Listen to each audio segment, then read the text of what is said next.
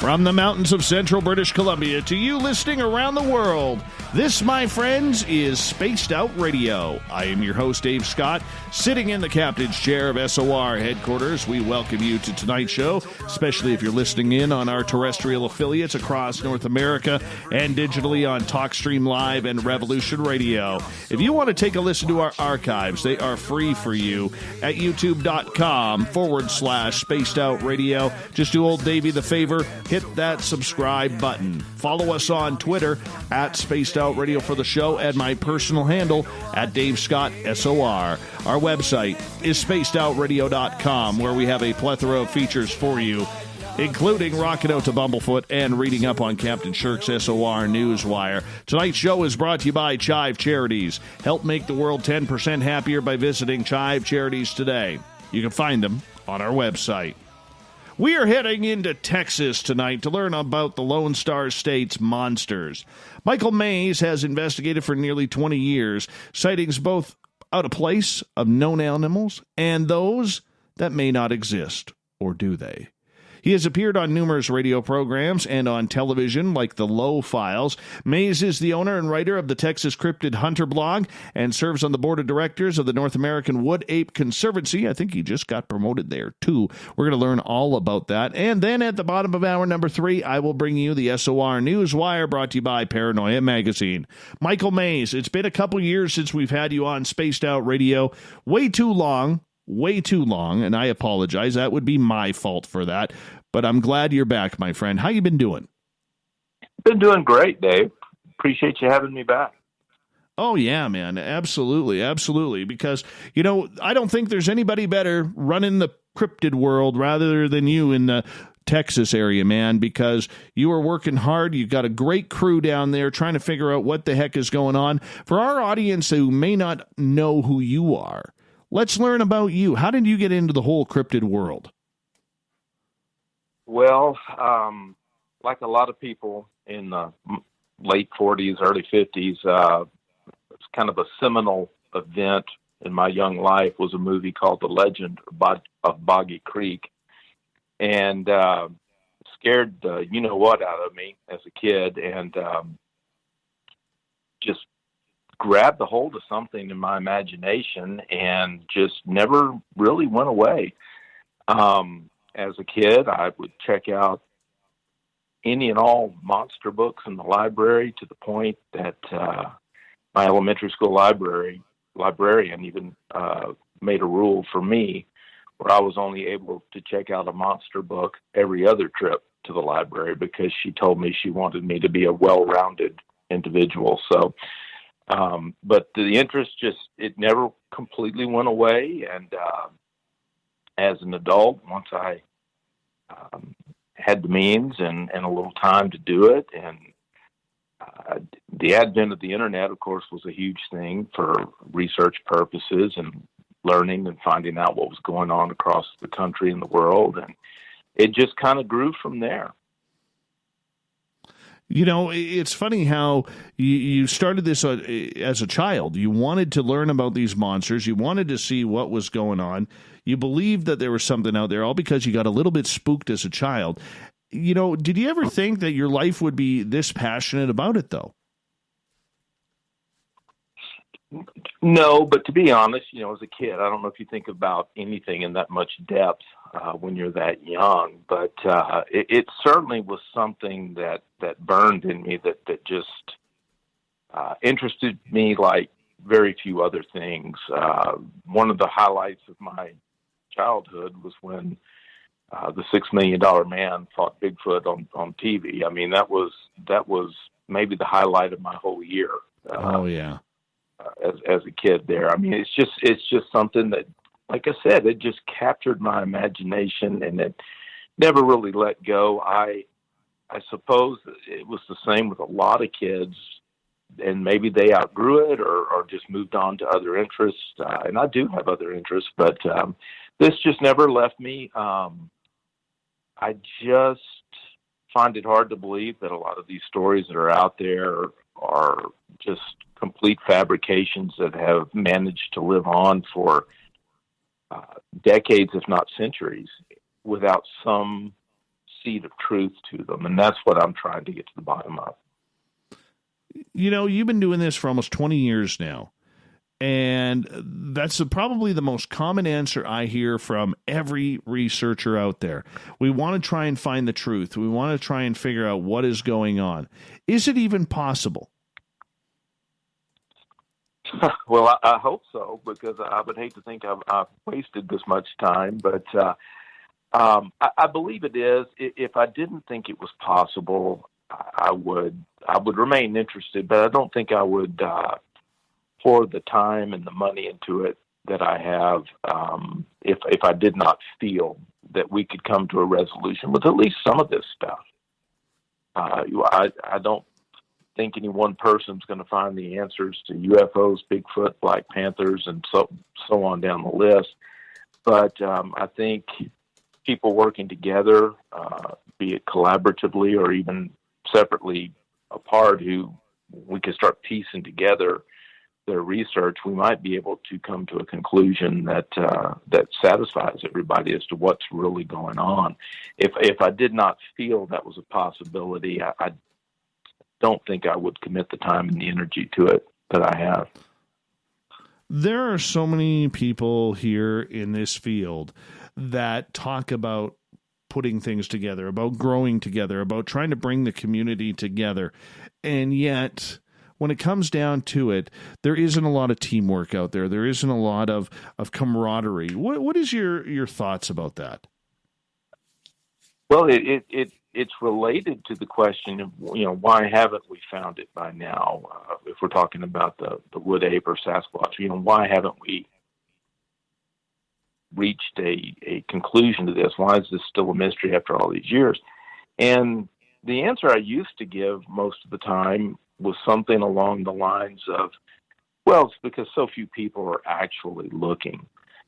There are a lot of people that watch the cable TV shows. There are a lot of people who tell scary campfire stories and so on. But how many people are actually out there really doing research and truly looking?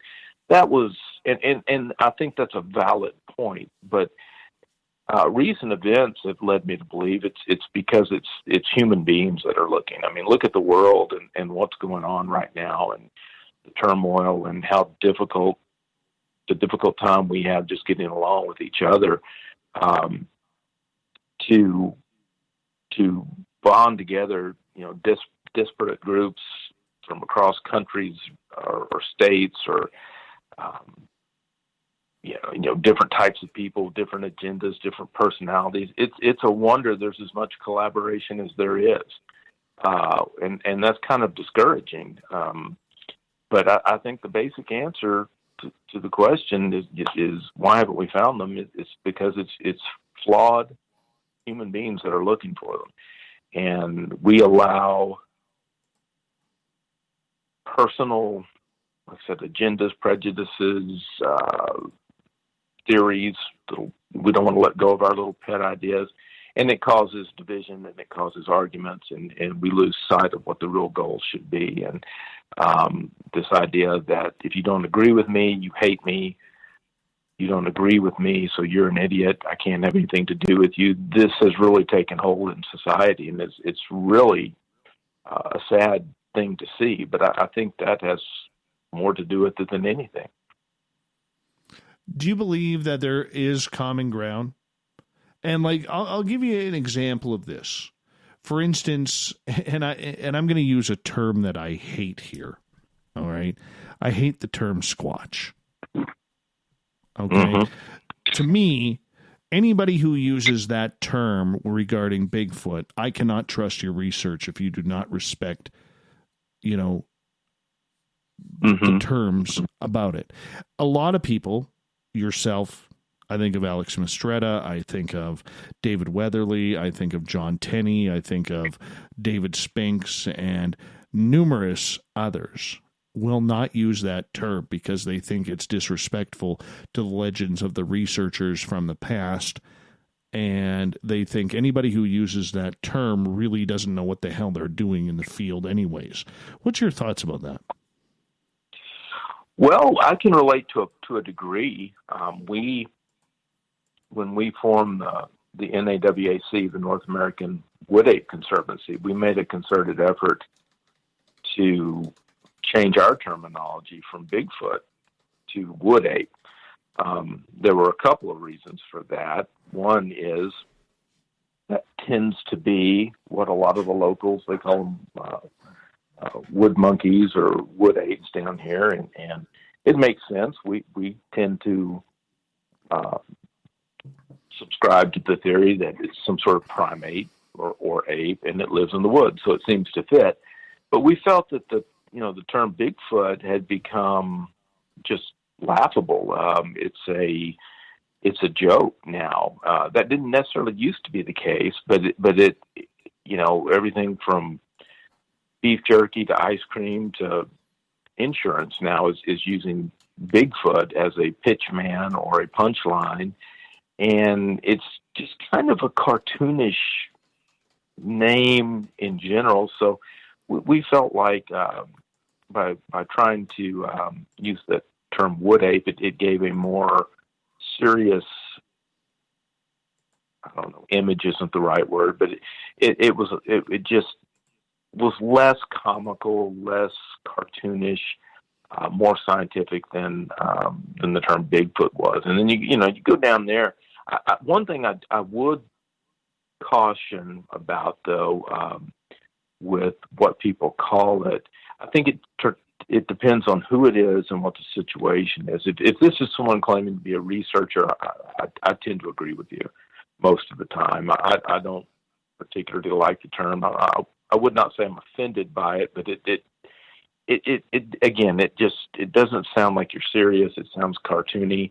But when you're talking to a lot of witnesses, a lot of different regional colloquialisms, they all have their own names. A lot of people feel that way about the word booger. Well, down in the South, big monster that lived out in the woods, a lot of people refer to it as a booger, and that doesn't certainly sound very serious. But if you're talking to a witness, I think it's important to take the whole picture in before you make a call. But I know where you're coming from with that, and I do kind of cringe when I hear it on these TV shows with people that are. Well, that's the whole point, Mike. That's the whole point. I remember I had a chance to speak with the late Dr. John Bindernagel back in 2015. And one of the things that he stated to me in our conversation, and we talked for about 20, 30 minutes, and unfortunately that was, outside of a couple phone calls, that was the last time I got to see the man and talk to him privately. I never got to interview him on the show. Our schedules just never seemed to come together. But I asked him during that conversation, I said, what's your opinion of the word Squatch? And he said to me, he took a deep breath and he kind of sighed, and he goes, 70 years of research flushed down the toilet by one word. And that hit me. That hit me because here's a man who had since the age of 14 until he died, I believe at the age of 85 or 86, had been trying to bring credible research to this field.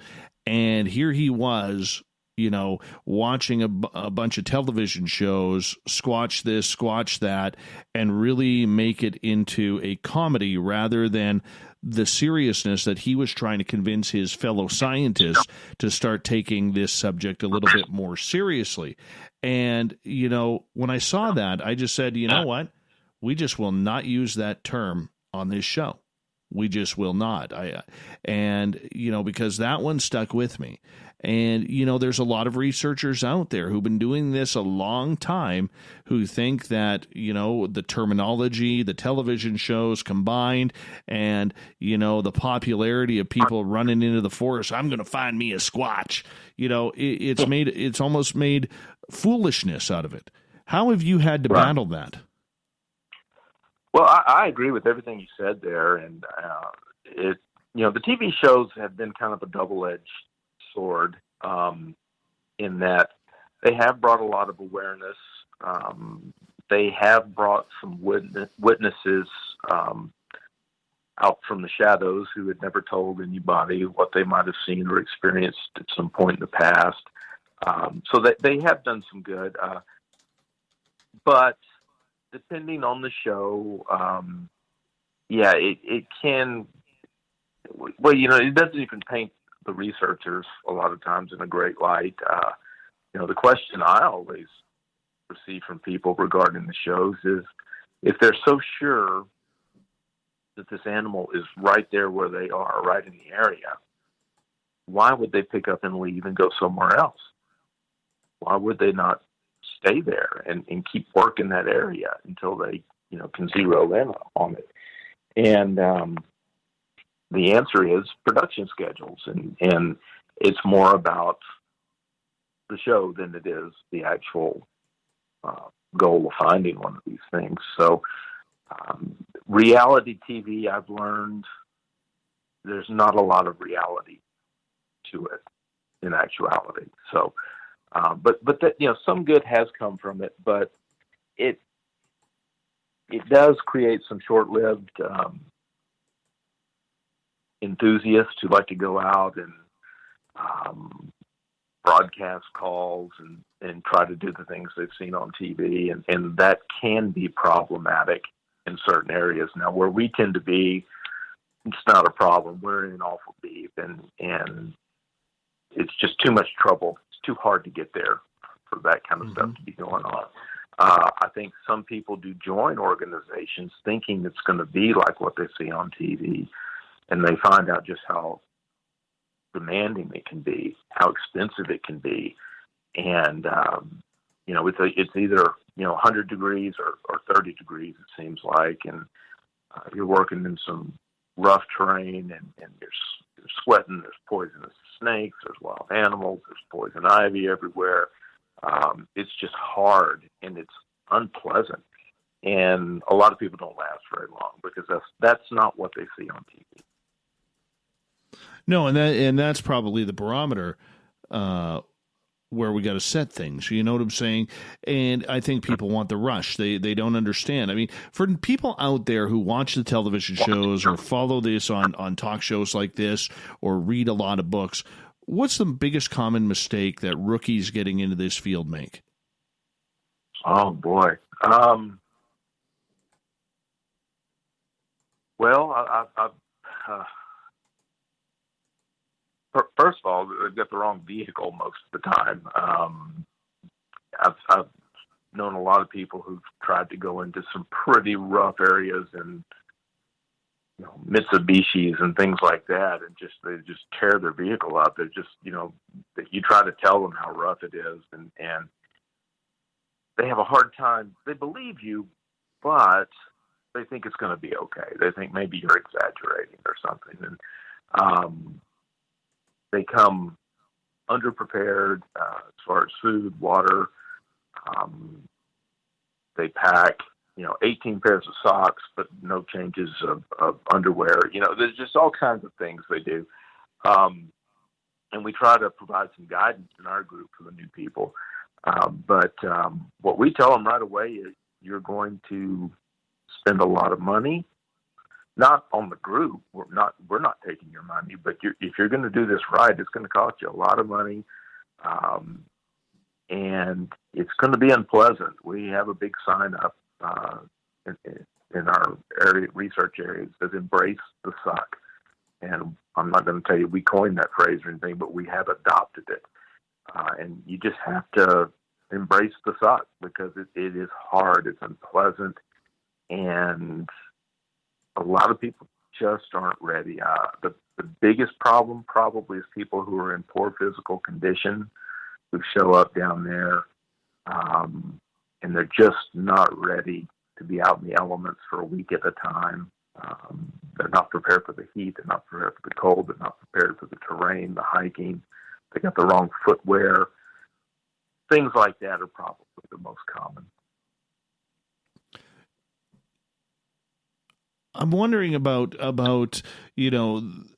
I'm assuming that a lot of these rookies who come out and want to be a part of this, they probably think, well, we're just going to go to the forest. There was a sighting here back in 2004. We'll see it. We're going to find a ton of evidence. Like, it's right there. It's waiting for us. You must get a lot of that.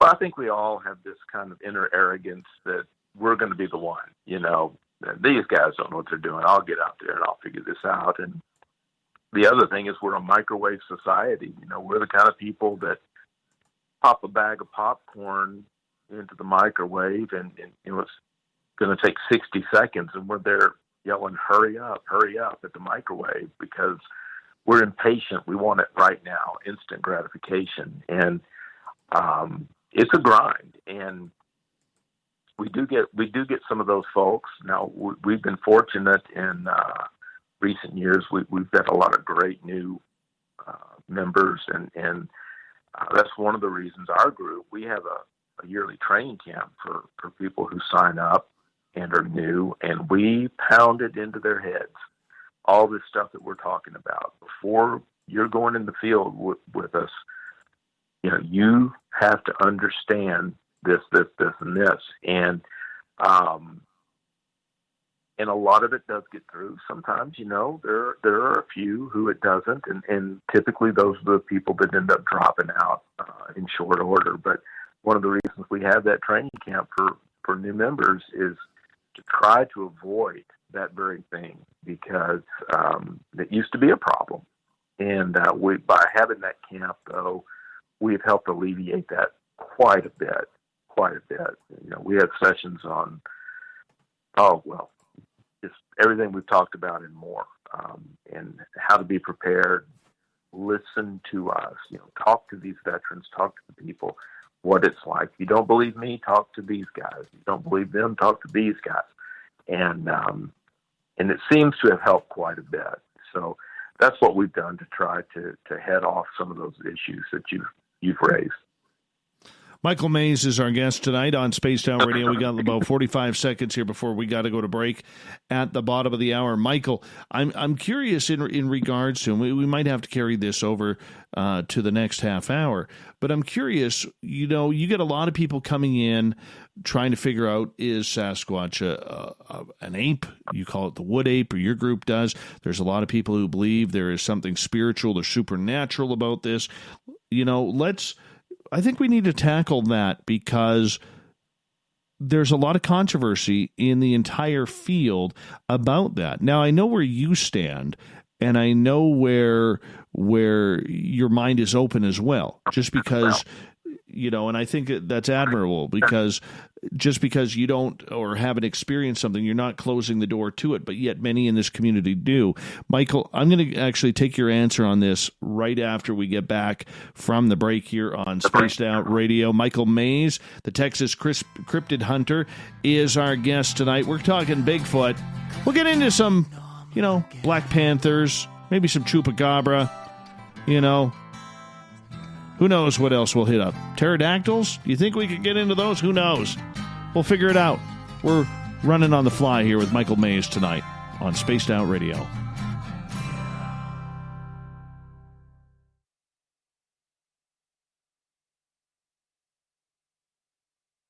Hey, space travelers. This is John Resig, founder of the Chive and Chive Charities. If you know anything about our website, you know we like to do things a little differently.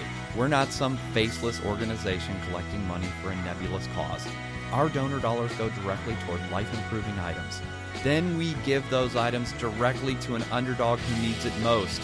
To become a donor with Spaced Out Radio's official charity, Chive Charities, just go to chivecharities.org/donate.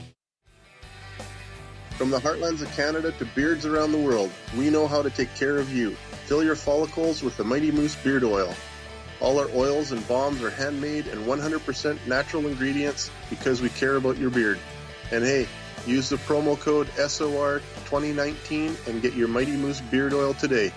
You can check us out on our website, mightymoosebeard.com.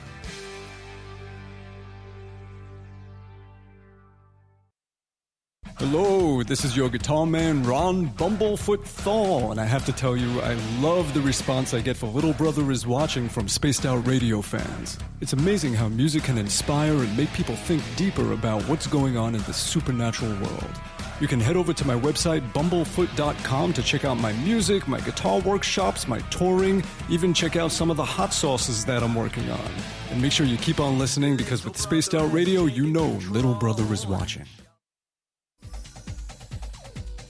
Hey everybody, the SOR Space Travelers is open. For just $5 a month, you can hang out with Dave and our crew privately in our members-only section. With your signing, you'll receive newsletters on what's going on with Spaced Out Radio. You'll have direct contact with the host during the show in our chat, live streaming videos, and a great forum for your posts and more. Become a space traveler now at spacedoutradio.com.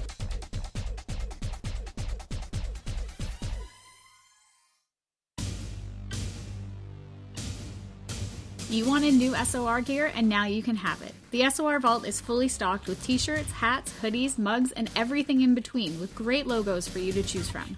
So head on over to spacedoutradio.com, click on the SOR Vault, and go shopping. Pricing is quite affordable, and you can look good representing your favorite show. So go to our website and pick up your new SOR wear at the SOR Vault today.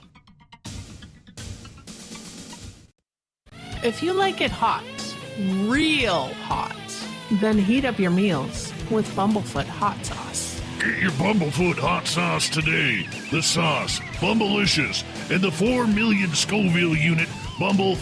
We're going in hot, real hot, coming out even hotter. Keep the milk nearby and tantalize your taste buds tonight. Bumblefoot hot sauce, available now at kajans.com. Cold drinks, great food, and the best music in Vancouver. The Moose Vancouver is the place to be, open until 2 a.m. nightly. Everything on the menu starts at just $6.95. Who serves food that cheap anymore? At the Moose, you'll never know who you'll run into. Rock stars, actors, athletes. It's the place everyone wants to be. So join us at the Moose Vancouver, the official party bar of Spaced Out Radio. Hello, Space Travelers. It's me again, Carl. Don't forget to join the Space Travelers Club for just $5 a month and follow Spaced Out Radio on Twitter at Spaced Out Radio. Our Instagram, Dave Scott SOR. Our Facebook page is Spaced Out Radio Show. Our archives are free at youtube.com/Spaced Out Radio. Come woo it up with Spaced Out Radio today. Bye!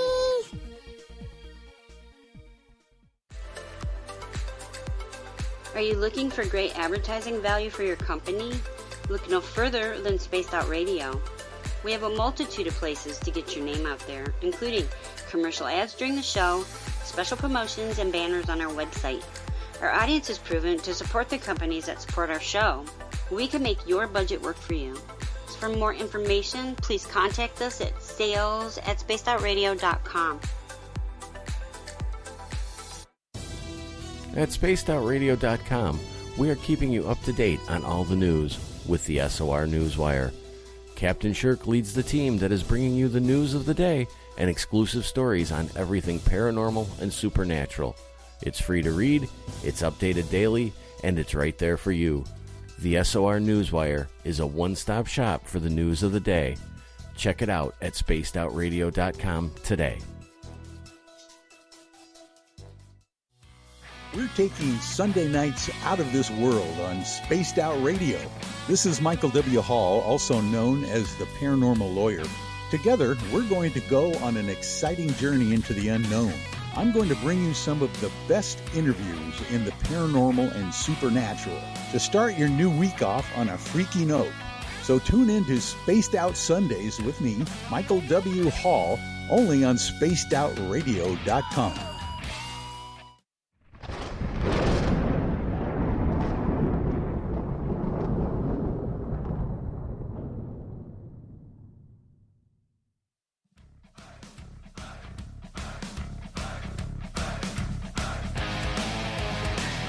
Welcome back to the second half hour of Spaced Out Radio. Tonight, I am your host, Dave Scott, sitting in the captain's chair of SOR headquarters. Thank you so much for joining us. Really do appreciate you taking the time, because time is important. And you choosing to spend it with us means the world to us around here. We really do appreciate that. I want to remind you that if you miss portions of this show or others, check out our free archives at youtube.com/Spaced Out Radio. Just do me the favor, hit that subscribe button.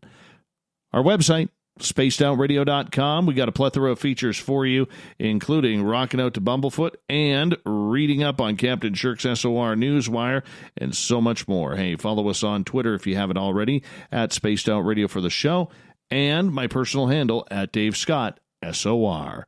We are talking with Michael Mays tonight all about the cryptids that are hiding and hanging around the state of Texas. Can they get away from this guy? They're trying to, though they are trying to. Welcome back, Mike.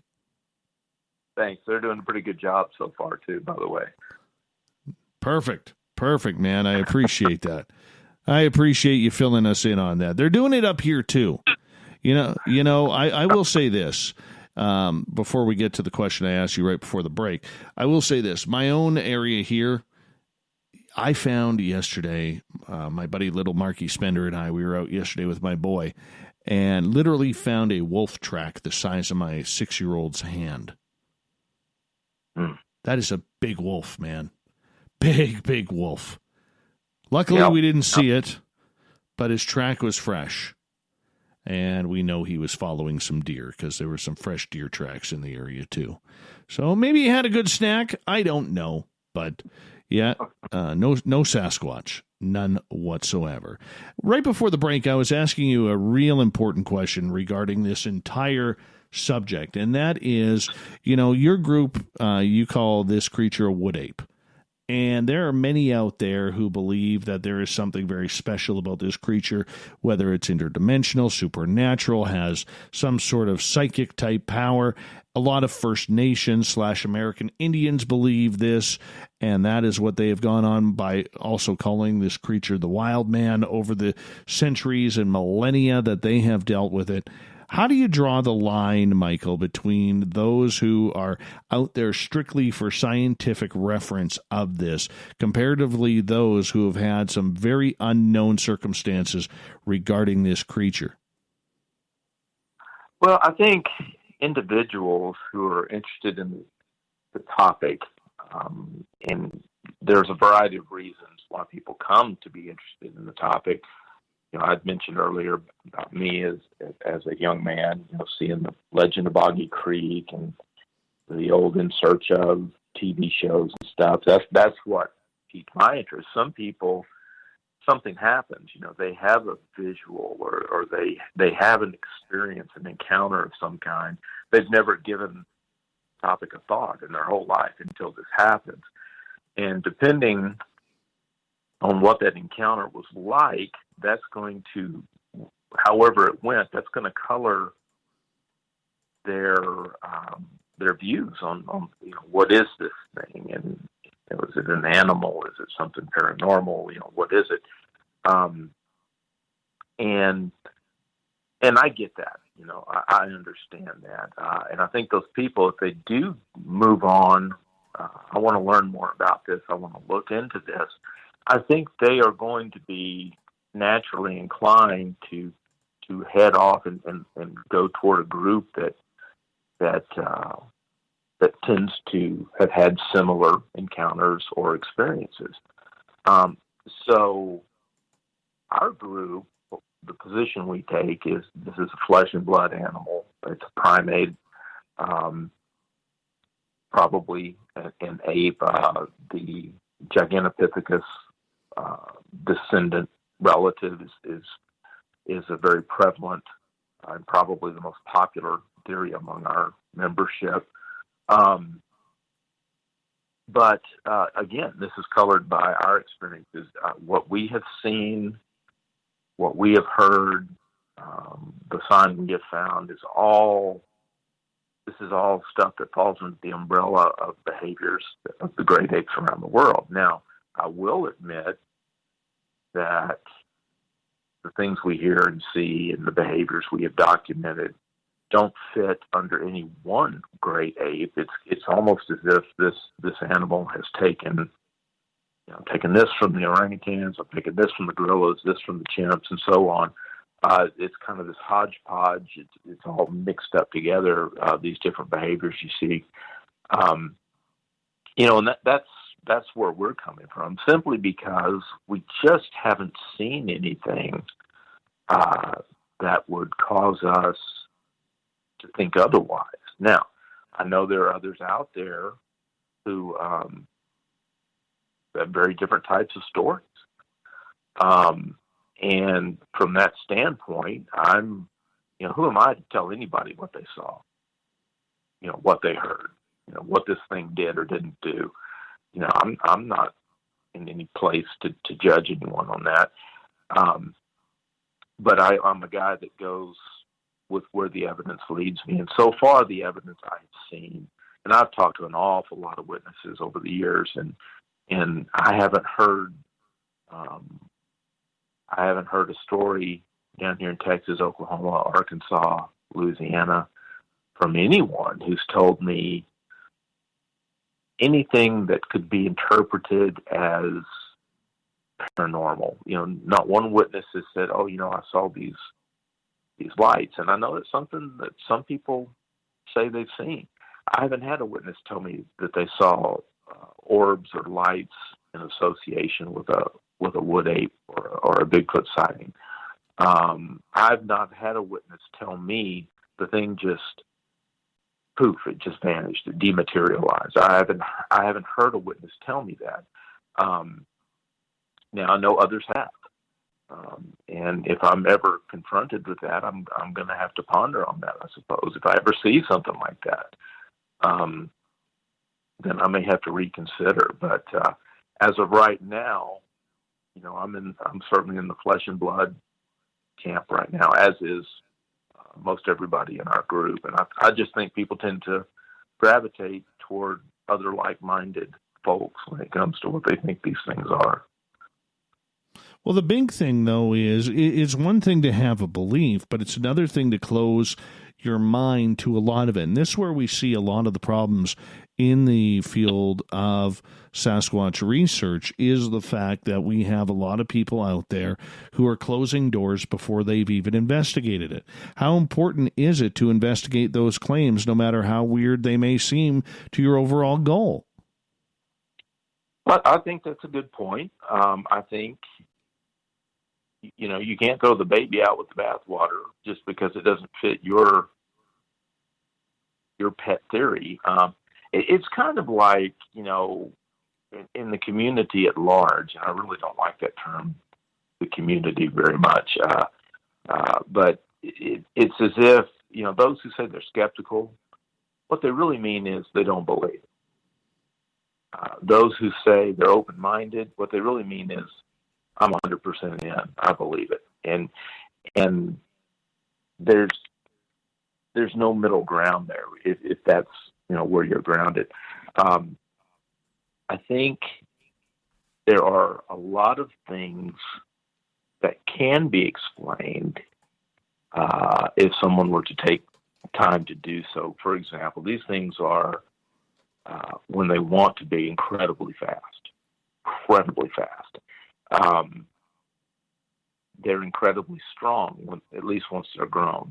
And they can do things that if you saw a person doing that, you would ascribe, superhuman, crazy paranormal powers to. But if you think about things that animals can do, a mountain lion can spring 20 feet straight up in the air up the side of a cliff and be gone. If you glanced away for 1 second, it's as if that thing just vanished. You hear some weird stories about footprints that come out of the woods and they end in the middle of a pasture, and they just stop. If it's snowfall has happened, and I can't explain those. But I've never seen that. So certainly, if confronted with something like that, I would really take my time, look at it, and really carefully consider it. Now, I would look for more traditional explanations. I'm a big Occam's razor guy. The most likely explanation is probably the right one, at least most of the time. But I don't. It's a weird topic, so it's hard to shut the door on anything totally. No, and that's probably the biggest issue that I have with the field is people are so matter of fact about what this thing is, when in reality, we don't know. We don't even know if it truly exists, let alone whether or not it's an ape-like creature that's been around since Gigantopithecus or whether it is something supernatural. It's quite ballsy to make an opinion like that when you have no clue of what you're even talking about, and there's barely any little evidence to show for it. Isn't that a little bit of arrogance in the term of the field? Well, sure. And as I've stated to you before, anybody that tells you they're an expert on these animals, you better hide your wallet, your keys, and because they're not being truthful. There are no experts. We have theories, we have hypotheses, but we don't absolutely positively know. That is absolutely true. And anyone who tells you that they absolutely do know, that's either just frightening arrogance or, they're up to no good. And so be wary of those kinds of folks. Now, having a strong opinion is, that's different. But, and we all have those. And again, that's based on our personal experiences. But you're right, we don't know. Now, I think people who have gone out and done the work, like our group has, I think we do know some things. Now, can we prove any of it right now? Not to the satisfaction of the mainstream science. No, we can't. But we do have experiences and documentation and anecdotal evidence and sound recordings and eyewitness accounts, and all these things go together, and they are pieces to the puzzle. So we do know some things. So my advice to anybody out there is, listen to the people that are actually going out and doing the work. There are a lot of websites. There are a lot of books. There's a lot of stuff out there. But listen to the people that are actually going out there on a regular basis, spending the time, busting their rear end in some rugged territory under some harsh conditions, and listen to what they have to say, because there is some information out there. It does fall short of absolute proof, but there are some pieces to the puzzle out there. How hard are they to find? When someone goes into the field who may not have the experience that you have, what should they be looking for? Well, there's an old adage, and I don't know where it originated, so if anyone knows, please inform me, and I will credit them for it. But it's you got to go in deep, and you got to stay a long time. And there's another old saying that says, you don't find Bigfoot, Bigfoot finds you. There's a lot of truth to that. But if you go in deep enough, if you go in where few people go, and you stay for a little while, things can start to happen. Now, you can do some research online. You can search the databases of these organizations where sightings have occurred and where there's a history of encounters, and that can be a guideline, and those are good resources. But you can't expect to go out on a Saturday night and then pack up and leave Sunday morning and be disappointed you didn't have something happen. It's kind of like the guy who goes fishing once a year who thinks he's going to catch a 10 or 12 pound bass. It could happen, it's possible, but it's not nearly as likely as the guy who goes out fishing 3 days a week, right? So you got to put yourself out there, and we have found that the longer you stay, the better your chances are. In the early days of this group, we were kind of the same weekend warriors that almost everybody was. Everybody's got day jobs. Everybody's got families. So we would go out, try to do our outings on long weekends where we had Monday off. So we'd be Friday night, Saturday night, Sunday night, and everybody'd go home Monday morning. And what we started to notice was hardly anything ever happened on Friday. Rarely did much happen on Saturday. But on Sunday nights, that's when things would tend to get interesting, was on Sunday nights. But then, of course, we all had to pack up and leave the next day. And so that's when we started thinking, okay, we need to stay longer. Maybe it takes them a day or two to find you. Maybe they don't notice you for a couple of days. I tend to believe, and others in the group, I think, would back me up on this. I think these animals are kind of hardwired to understand that people, if they do show up with their tents and their trucks, we'll just stay quiet and out of the way for a day or two, and then they'll be gone, and we can get back to normal. It's no big deal. There's no need to reveal ourselves or hang around or try to scare them or anything like that. But I think after day 3, day 4, day 5, I think they start to get impatient. I think they're ready for you to go, and I think that's when some of the behaviors occur that you hear about, people being frightened out of the woods. I think that's when they're more likely to occur, because I think they get tired of waiting for you to leave. So that's where the seed of these summer operations that the NAWAC conducts every year came from. One of our members named Travis Lawrence, he kind of put it all together. What many people had noticed, it's just, we just need to stay longer. We need to put something together where we're here more than 2 or 3 nights. And that's what we've started to do. And that's when we actually started to get some really interesting results.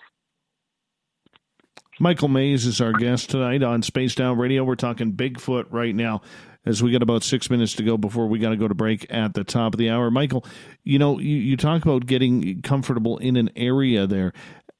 Are you at the point now where, even though you're trying to conduct, real scientific investigation on this, but are you at the point yourself personally where when you arrive at an area, if they're around? Can you feel them? Well, when I arrive at our main study area, I know they're around, but that comes from just years of going down there and having experiences down there. So this particular area, this area X that we talk about, has proven to be an area where these things, they stay. There's a lot of argument between groups and individuals. Do these things migrate? Do they move around? And how much do they move around? How far do they go? And things like that. This particular group, I don't know if it's typical for all of them everywhere, but this particular group tends to stay put. Now, I'll be honest with you. I've been out in the woods and gotten that creepy feeling like I'm being watched. Sometimes that's proven to be, I was right about it. Other times nothing happened, so I don't know if I was right or not. But we tell the new guys that in this particular area, when you go in, you assume that you're being watched all the time. And that sounds really creepy, but I think it's just a matter of they don't have cable television. I think we're their entertainment. I think they're watching and seeing what we're up to. I think they're insatiably curious, especially younger ones. And I just think we're the most interesting thing around. We're something new. We're something unusual. And so they keep an eye on us, but I do think in that particular area, we're being watched pretty much all the time. I believe that. Are you scared of them? I have a healthy respect for them. I have been afraid At times, there have been some really intense moments where I'd be lying to you if I said I wasn't afraid. There have been other times where you're just like, man, wow, that was so amazing. That was so cool. I had a very, very intense experience this last summer. It was not a visual, but it was an auditory encounter right there in camp, and it was more intense than any visual. I like to say I've had 1.5 visuals. I had one pretty strong one, and then I had one that was kind of big, tall something moving through the trees at a distance. So that's a maybe. But this auditory encounter was much more intense than anything I've seen, visually. And it'll rattle your cage sometimes. It's the whole Bigfoot hunting kind of thing it's 99% boredom and 1% terror. That I've heard somebody put it that way before. And when it's intense, it's intense. But yeah, I think anybody says they've never been who's had encountered says they've never been afraid at all. I find that awful hard to believe. But again, maybe I'm just a big chicken. I don't know. But there have been times when it's gotten to me a little bit, sure. The reason why I ask that is a lot of times when we have these close encounters, we hear of people who claim this creature was 20, 30 feet in front of me, and I never saw it. Now, you think a 7 to 10 foot creature, which is probably in the range of 300 to 500 pounds, and if it's that close in front of you making noise, you should be able to see it. It should be right there. That's part of what I don't understand about this entire phenomena. Well, and it's a valid question, and it's a valid concern, and it very much ties into what I was telling you happened this last summer. My friend Tony Schmidt and I were in camp. We were sitting out. We were keeping a dark camp. We didn't have a fire. We were just sitting out in front of the cabin. We've got a very small hunting style cabin down there in X, and we were sitting near where the fire ring is, but we did not have a fire going. We had a lot of success with dark camps with things. Maybe they're emboldened to come a little closer because I think you can't see them. But we were just sitting there, and all of a sudden, to our just sounded like maybe 15 yards away, something just started to beat the living you-know-what out of the ground with, I don't know, a stick, a log, I don't know what it was, but it was strong enough. Mike, right powerful. there, hold that thought. Right. We're gonna go into hour number 2. I want to hear this story. Michael Mays, Texas Cryptid Hunter, for hour 2 next.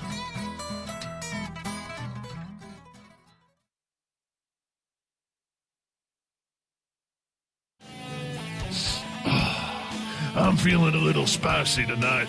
What to do? Why not get Bumblefuck? 4 million Scoville units of pure hard rock.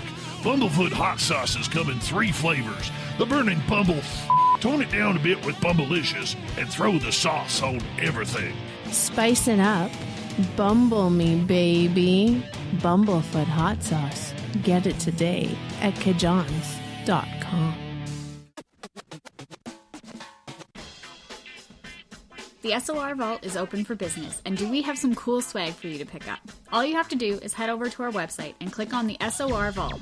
You have a variety of cool logos to choose from, and put them on anything you want. T-shirts, hoodies, hats, coffee mugs, you name it, we can get it to you. So do your shopping by supporting the story you love. Get your Spaced Out Radio swag at the SOR Vault today.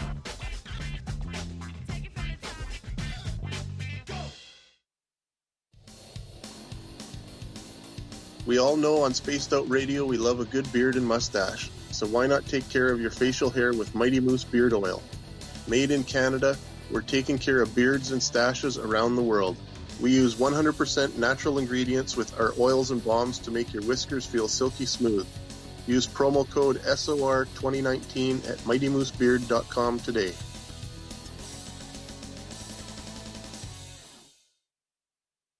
Hi, this is Amber Beckrud, and I want to invite you to subscribe to our YouTube channel where we store all of the SOR show archives for free.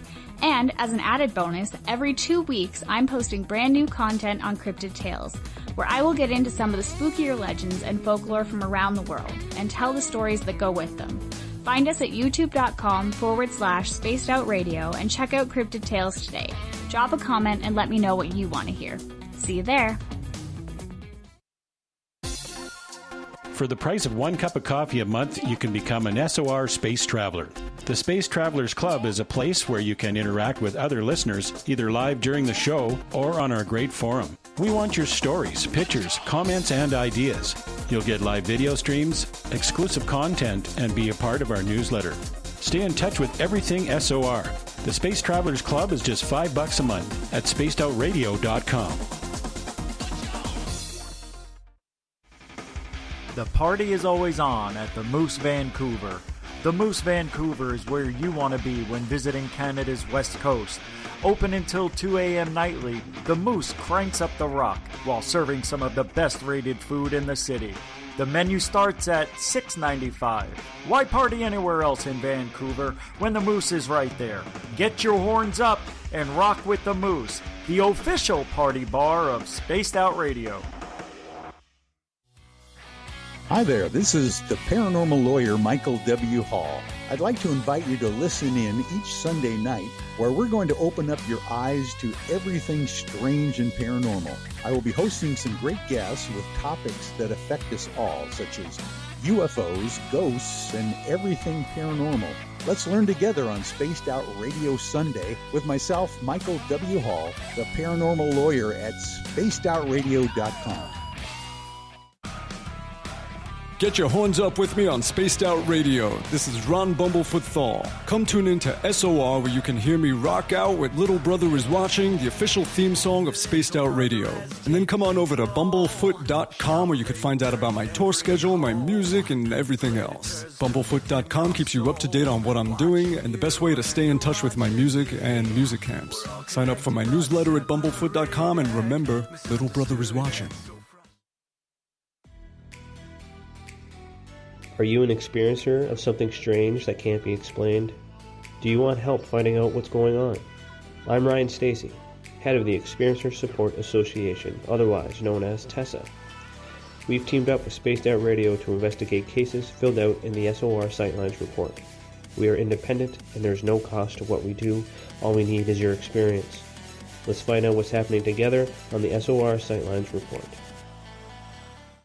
Hey, space travelers, this is John Resig, founder of the Chive and Chive Charities. If you know anything about our website, you know we like to do things a little differently. We're not some faceless organization collecting money for a nebulous cause. Our donor dollars go directly toward life-improving items. Then we give those items directly to an underdog who needs it most. To become a donor with Spaced Out Radio's official charity, Chive Charities, just go to chivecharities.org/donate. We are scouring the world for the most intriguing stories of your day. Take the time to read up on the SOR Newswire, where our team, led by Captain Shirk, will deliver to you some of the best paranormal and supernatural news, along with some stories that will blow your mind from the weird to the wacky. It's the news outside the news that piques interest, and that's what we're looking to deliver to you. The SOR Newswire, only at spacedoutradio.com. Hello, space travelers. It's me again, Carl. Don't forget to join the Space Travelers Club for just $5 a month and follow Spaced Out Radio on Twitter at Spaced Out Radio. Our Instagram, Dave Scott SOR. Our Facebook page is Spaced Out Radio Show. Our archives are free at youtube.com/Spaced Out Radio. Come woo it up with Spaced Out Radio today. Bye! Are you intrigued by Paranormal Talk Radio? You'll love the new Paranormal Radio app from TalkStream Live. you'll find a great selection of talk shows covering UFOs, ghosts, strange phenomena, and much more. Download the Paranormal Radio app now and start listening to the very best in paranormal talk entertainment, including the network you're listening to right now. The Paranormal Radio app, free in Google Play and the iOS App Store. You're listening to Spaced Out Radio with Dave Scott. Follow Dave on Twitter at Spaced Out Radio and on Facebook, Spaced Out Radio Show. Welcome back to hour number 2 of Spaced Out Radio. Tonight, I am your host, Dave Scott. I appreciate each and every one of you saying hello to us and spending your evening with us. We welcome back everyone listening in on our terrestrial affiliates across North America and on the digital side on TalkStream Live and Revolution Radio. Remember to check out all of our archives for free by going to youtube.com/Spaced Out Radio. The only thing I ask for in return, hit that subscribe button. The Desert Clam has set the password for tonight in the SOR Space Travelers Club. Groupuscule. Groupuscule is your password. Use it wisely, Space Travelers, as the Clam sets a password each and every night right here on Spaced Out Radio. Our website is spacedoutradio.com, where we have a plethora of features for you, including rocking out to Bumblefoot and reading up on Captain Shirk's SOR Newswire. Follow us on Twitter at Spaced Out Radio for the show, and my personal handle at Dave Scott SOR. We are joined tonight by Michael Mays. He is known as the Texas Cryptid Hunter. He goes after legendary Black Panthers, Sasquatch, Chupacabra, you name it. If it's strange and weird, he is investigating it. And we're talking Sasquatch right now. And Michael, welcome back to the show. Well, thank you, Dave. No problem. I appreciate you taking the time for us as well. Now, right before the break, we were talking about whether or not this creature and when you're investigating it, how you do it, what should you be doing, how close have you been scared? We've gone through a lot of the gamut in regards to this.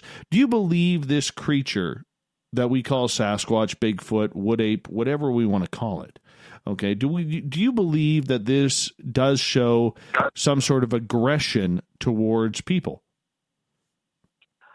I think it can. I don't think it's any different than any other animal in the forest as far as that kind of thing goes. I don't, excuse me. I don't think as a rule they're out there hunting people, out to get people. But you think about the different temperaments you see in bears. You've got some that are just get frightened at the drop of a hat and they'll turn tail and run. And then you have others that are, whether they're old or sick or have a toothache or just having a bad day that day, whatever the case may be, they choose to get really aggressive at times. And from that standpoint, I don't think on a regular basis they're anything to be afraid of. But I think, they are big, powerful creatures that should be respected. And so, again, in that regard, I don't think they're different than much else that's out there in the woods. You still have to have a common respect for it, though. Like, for instance, if you saw one that was, say, 30, 40 feet in front of you moving through the trees, would you chase after it? If it ran, I would. Now, when they have a way of letting you know that's enough, again, like a lot of the animals are, you just have to kind of read the situation. And, well, I say I would. I haven't been in that exact scenario, but I know guys who have been. And the overwhelming majority of the times, these things have taken off. They've run off, and basically they leave our guys in the dust. They're so much faster and more agile, but they don't seem to really want confrontation most of the time.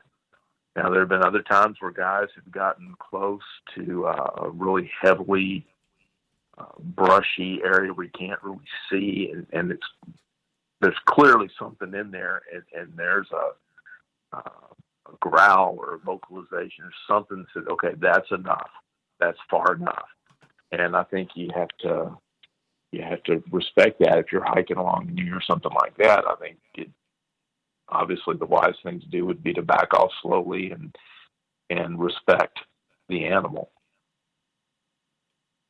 Question coming from our chat room here on YouTube, where Lord of Land is asking, do you believe that we need to kill Sasquatch to prove it's real? Unfortunately, I think that is probably the only way that mainstream science will accept it. I mean, if you think about, a lot of people hang their hat on video or photographic evidence. If you think back to the 1967 Patterson-Gimlin footage, broad daylight, I don't recall exactly how long the creature's on film, but it's not just a second or two. It's a good long look at it as it walks at first left to right and then away from the camera. If that's not good enough, you have to ask yourself what footage ever will be, especially in modern times when so much photo manipulation and video manipulation software is out there.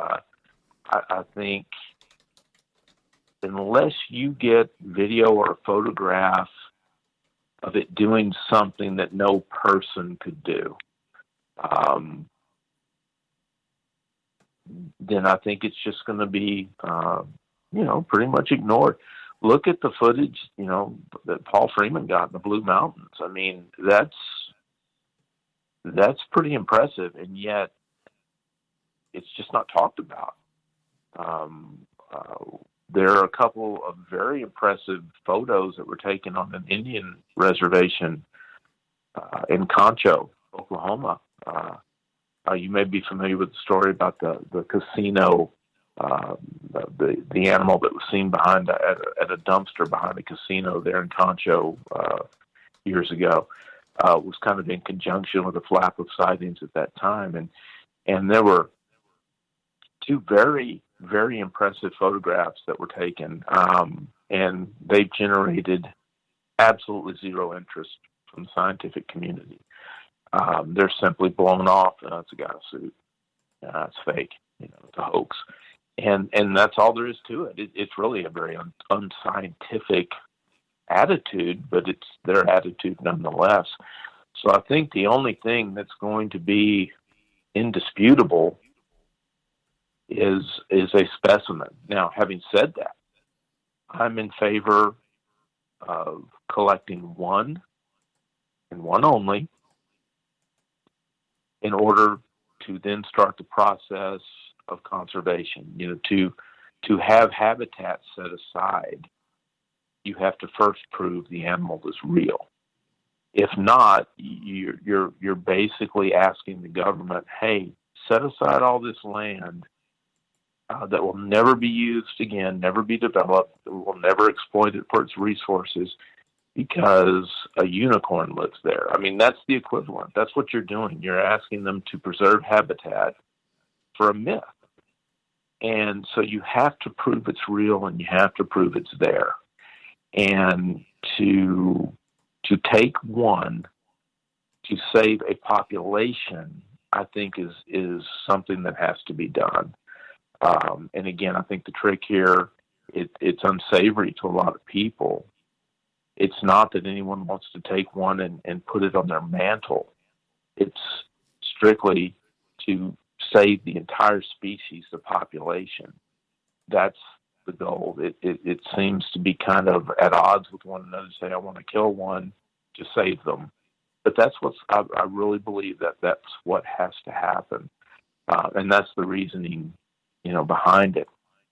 A lot of people say, "Why don't you just leave them alone? They're doing fine. Just leave them alone. They don't need your help." And if development wasn't taking place, if we weren't losing hundreds and hundreds of acres of forest land every single day across this country, I would agree with that. But we are. And I don't think these animals have much to fear from hunters. If they did, we'd have had specimens a long time ago. But I do think if it's habitat destruction, if there's no more wild lands, if there's no more forests, if there are no more woods, there's no more wood ape. I mean, that's just the way it is. And along with hundreds of other species as well. So to have the habitat preserved, you've got to prove it's real. And that's why I feel the way I do. There's a lot of people out there who would say that's pretty barbaric. Sure. But again, I think that's an emotional response. It's an understandable emotional response. But what does science demand? Science demands that there is a holotype, there is a specimen. It has to be something people can come and examine, and someone's results, another scientist from another university, another country, whatever the case may be, has to be able to come in and duplicate those results. That's just, the way it works. And people, well, can't you just get DNA? And that sounds really good. But basically, that's been done, and it hasn't helped us. Because basically there's a bank of known DNA of all the animals on Earth that are documented. And what happens when the sample's collected, it's compared to what we have. And if it doesn't match anything that we already have, it's considered to be either, the sample's contaminated, or, we don't know what it is. And then that's it. But an unknown result is not going to get habitat preserved. And again, the trick is to think of the animal in terms of a population, an entire species. Yes, it's unfortunate. It is harsh, and it's a terrible thing for the one. But if it saves all of them, is that a worthy sacrifice? Well, and people I are know going to have to. And I know up here in Canada, sorry to cut you off there. I know up here in Canada where I am, there's a lot of mining communities. There is a lot of forestry that is relied upon in our communities here in order to keep them sustainable. And there are logging companies, especially, who have had their areas, lack of a better term, terrorized by Sasquatch creatures. It happened about an hour and a bit away from me just 2 summers ago. And this is a well-known area where this creature has been sighted. And the point that I'm getting at is, there's hundreds of millions of dollars, if not billions of dollars, in natural resources that could all of a sudden disappear because if we learn about this creature's territory, if we learn about its habitat and where it's traveling to, its migration patterns, absolutely everything, if this is an animal, okay, this is going to cost a lot of money and a lot of jobs. Absolutely. And I know that's why up in my area, if something happens, the logging crews are literally told to shut up. They are told not to talk about it. They are told to keep everything quiet. You didn't see anything, for the safety of their own jobs. They don't have a choice. They're freaked out. Some crews get so scared where the bosses will say, okay, if you don't feel like working on this claim, that's okay. That's up to you. But just shut up about it. Right. No, and we've heard I've heard the same stories from the lumber companies here in East Texas. Most people think of Texas as the dry, dusty desert. You've seen all the old John Wayne movies, but we have a lot of forests. The whole eastern portion of the state's called, the Piney Woods, and lots of lumber and timber companies, especially, going back 100 years ago, 75 years ago, and it's slowed down some now, but but yes, the same kind of stories. I've been told these companies have files of encounters that their crews have had, and again, they're told to be quiet about it. Don't tell anybody about it, for the very reasons that you've mentioned. And this is the kind of thing that leads to all these conspiracy theories that you hear about. Well, the government knows. The government knows, and they very well may. In some ways, I kind of think, how could they not? But you're right. There's a lot of money at stake. The timber industry, the paper industry, they sure don't want this thing to be real. I mean, look at what happened with the spotted owl up in the Pacific Northwest. Yes. It just was a big mess, and this would be that times 100. I mean, it would just be. It would just change everything, and the camping industry doesn't want this thing to be real. I think they're afraid that the outdoors industry, that they're afraid nobody'd ever go outside again. They'd be terrified. And you can connect all kinds of dots as to who might be affected and all of that. And I think it is an impediment. I think that if, lumber company A were to share what it has, maybe that could expedite this whole thing being solved. But for the reasons you've outlined, I just don't think that's going to happen. I think you just follow the money, and people don't want to, for lack of a better term, cut their own throats when it comes to the money coming through the pipeline. I don't think you have a choice. Well, yeah. Well, if you're the owner of a timber company, you're right. I think the only thing about it, again, is you get into the ethics of destroying the habitat of another living creature, and you're kind of playing God there as to whether the species lives or dies. And I mean, I get you have to do what you have to do to feed your family. It's a tough spot to be in, I'm sure. Ethics aside, though, when you are investigating, this leads to Chris's question here. He is asking, do you carry a sterile container for the case in case you just find something? We do have evidence we call them evidence collection kits. That we've got gloves and tweezers and all kinds of stuff depending on what we find. We've used that to collect hair samples and scat and things like that.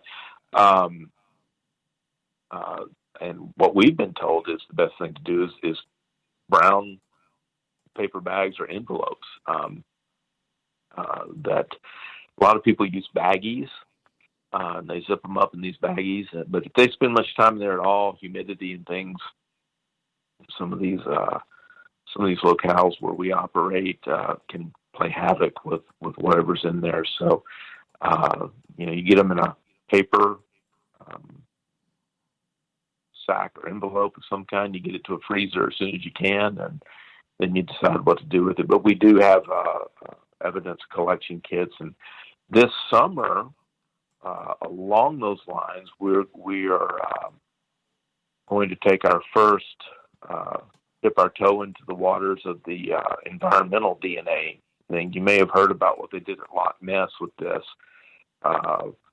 where whatever was living in that lake, should leave some trace of itself in that lake. So we're working on the assumption that should we find a footprint, that maybe there's some, I don't know whether they're dermal cells or hairs or something, there may be some sort of DNA material left behind that we can collect using this environmental DNA kit, collect it and have that tested. They're talking about taking snow, mud, dirt, even water, and being able to do a search, for DNA. Now, again, there's limited value there, because even if they find the DNA of this animal,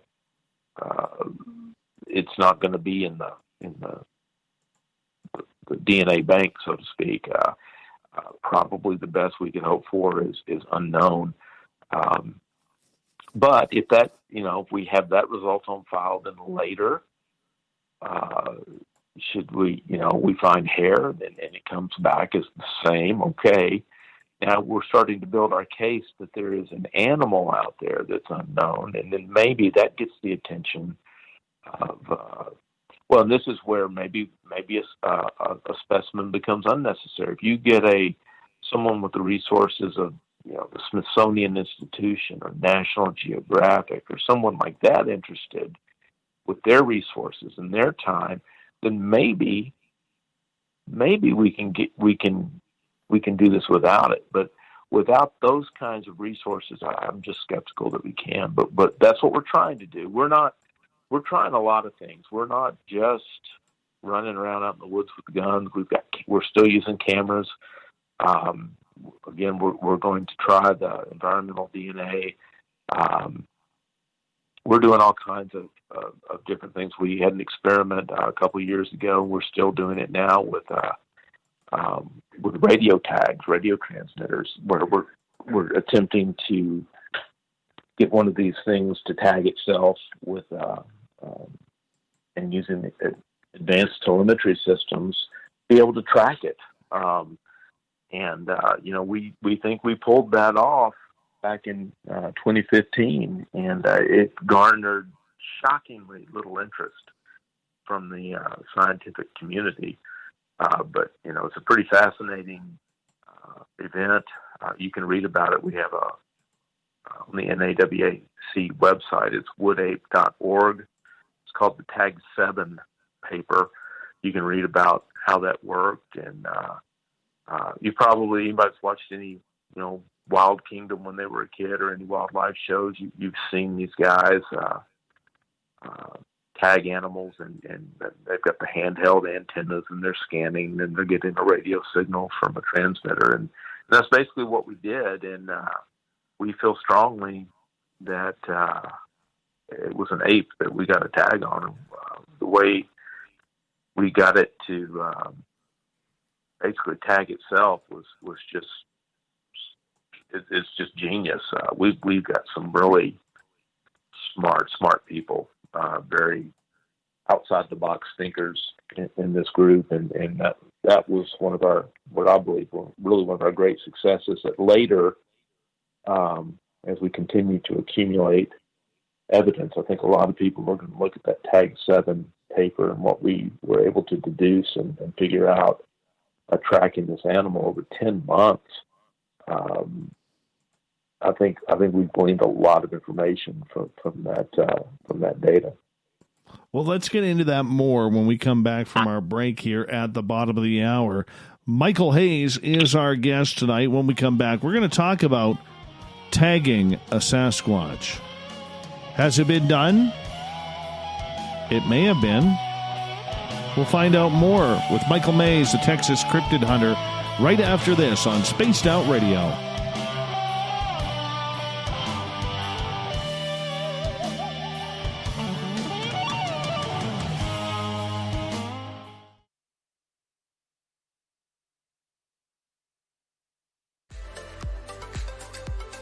Are you looking for great advertising value for your company? Look no further than Spaced Out Radio. We have a multitude of places to get your name out there, including commercial ads during the show, special promotions, and banners on our website. Our audience is proven to support the companies that support our show. We can make your budget work for you. So for more information, please contact us at sales@spacedoutradio.com.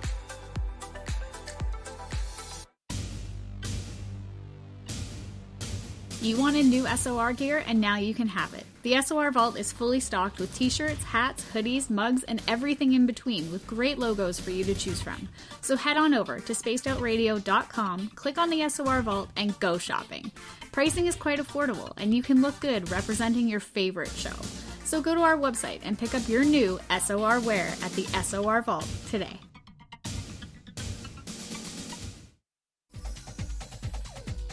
Hey everybody, the SOR Space Travelers is open. For just $5 a month, you can hang out with Dave and our crew privately in our members-only section. With your signing, you'll receive newsletters on what's going on with Spaced Out Radio. You'll have direct contact with the host during the show in our chat, live streaming videos, and a great forum for your posts and more. Become a space traveler now at spacedoutradio.com.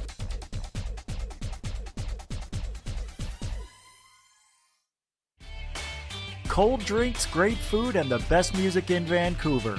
The Moose Vancouver is the place to be, open until 2 a.m. nightly. Everything on the menu starts at just $6.95. Who serves food that cheap anymore? At the Moose, you'll never know who you'll run into. Rock stars, actors, athletes. It's the place everyone wants to be. So join us at the Moose Vancouver, the official party bar of Spaced Out Radio. Hello, space travelers. It's me again, Carl. Don't forget to join the Space Travelers Club for just $5 a month and follow Spaced Out Radio on Twitter at Spaced Out Radio. Our Instagram, Dave Scott SOR. Our Facebook page is Spaced Out Radio Show. Our archives are free at youtube.com/Spaced Out Radio. Come woo it up with Spaced Out Radio today. Bye! Hey, space travelers, this is John Resig, founder of the Chive and Chive Charities. If you know anything about our website, you know we like to do things a little differently. We're not some faceless organization collecting money for a nebulous cause. Our donor dollars go directly toward life-improving items. Then we give those items directly to an underdog who needs it most. To become a donor with Spaced Out Radio's official charity, Chive Charities, just go to chivecharities.org/donate. We're taking Sunday nights out of this world on Spaced Out Radio. This is Michael W. Hall, also known as the Paranormal Lawyer. Together, we're going to go on an exciting journey into the unknown. I'm going to bring you some of the best interviews in the paranormal and supernatural to start your new week off on a freaky note. So tune in to Spaced Out Sundays with me, Michael W. Hall, only on spacedoutradio.com. We're adding to the entertainment online for Spaced Out Radio. I'm Amber Beckrud, and I want to invite you to subscribe to our YouTube channel and check out Cryptid Tales, where I will take you on a journey into some of the strangest legends and lore from around the world, relaying the stories to you of the strange creatures and experiences that people have had throughout time. You can find Cryptid Tales at youtube.com/Spaced Out Radio, and while you're there, don't forget to check out our free archives and leave a comment. See you there. From the heartlands of Canada to beards around the world, we know how to take care of you. Fill your follicles with the Mighty Moose Beard Oil. All our oils and balms are handmade and 100% natural ingredients because we care about your beard. And hey, use the promo code SOR2019 and get your Mighty Moose Beard Oil today. You can check us out on our website, mightymoosebeard.com.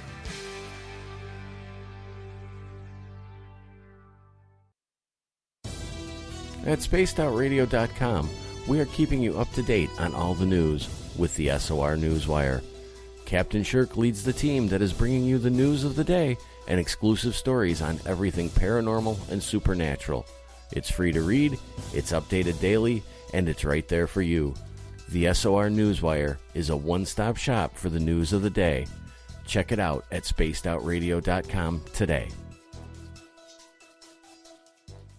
Hello, this is your guitar man, Ron Bumblefoot Thal, and I have to tell you, I love the response I get for Little Brother is Watching from Spaced Out Radio fans. It's amazing how music can inspire and make people think deeper about what's going on in the supernatural world. You can head over to my website, bumblefoot.com, to check out my music, my guitar workshops, my touring, even check out some of the hot sauces that I'm working on. And make sure you keep on listening, because with Spaced Out Radio, you know Little Brother is watching.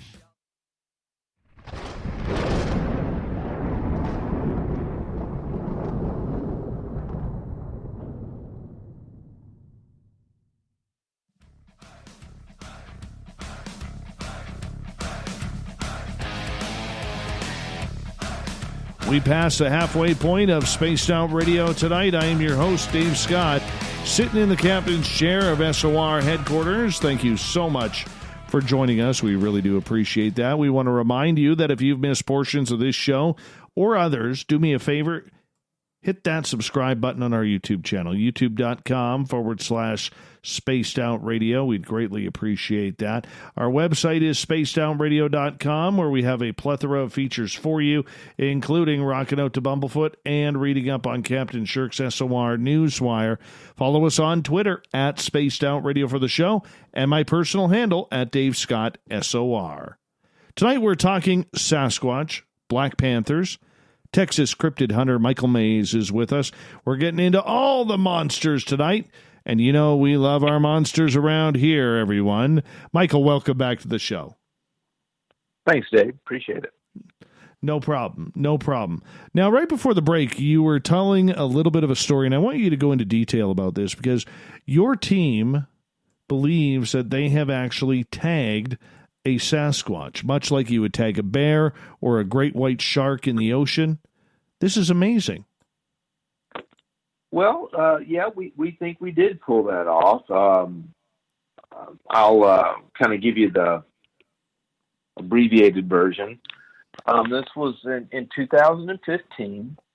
We had one of our group members is a wildlife biologist from Maine. His name's John Perry, and he suggested using advanced telemetry systems is the company. They create these radio tags. He was using these tags on reptiles. If my memory serves me, they were working with turtles. And they would take these radio tags, they'd glue them to the shell of a turtle, and they'd turn it loose, and they would periodically, they would scan. You have an antenna. It's a handheld deal, and it's linear. You have to point it direction. It's a directionally based deal. You have to, if you're pointing the wrong way, you won't get a hit. You won't get a signal. It's kind of almost like, think of line of sight. It's not sight because it's radio, but radio signals. But you have to be pointed at the tag, and you'll get a hit, and you can track down the tag, the animal that is tagged using this telemetry. And by checking in from time to time, you can start to figure out movement patterns, territory, what kind of habitats are they going to? Do they prefer? Where do they go in the winter? Where do they go in the summer? All kinds of useful, data.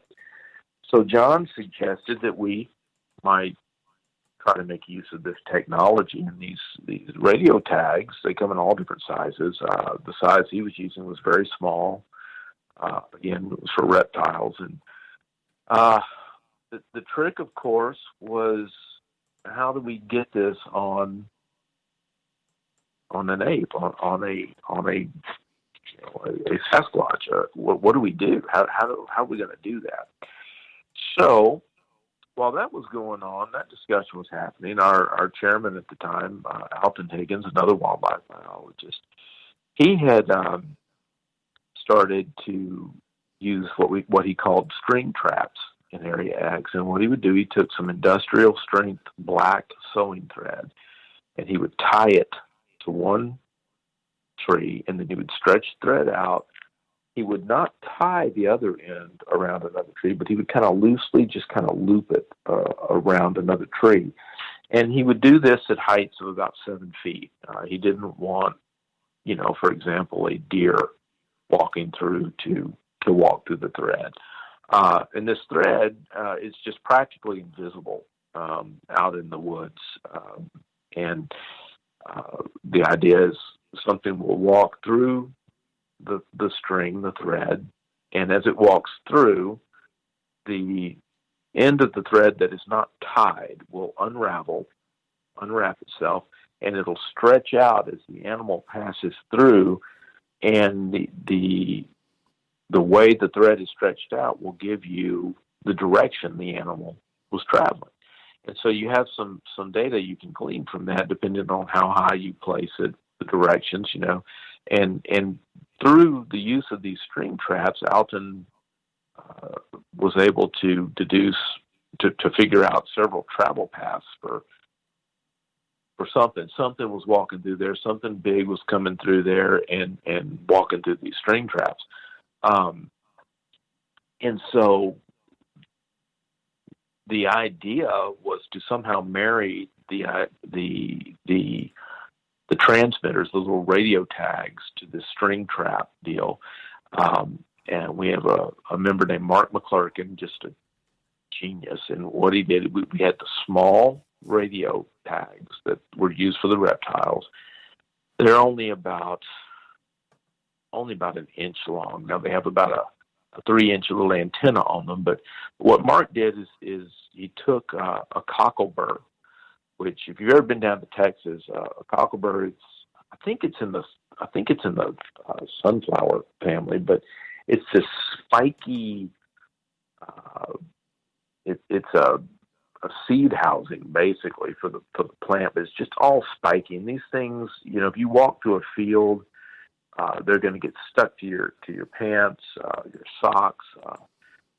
If you have a horse or a dog or an animal of any kind, these things get all tangled up in their hair, and you basically have to shear the animal. You almost have to cut them out. You just can't untangle them because they're just so spiky and they just get embedded.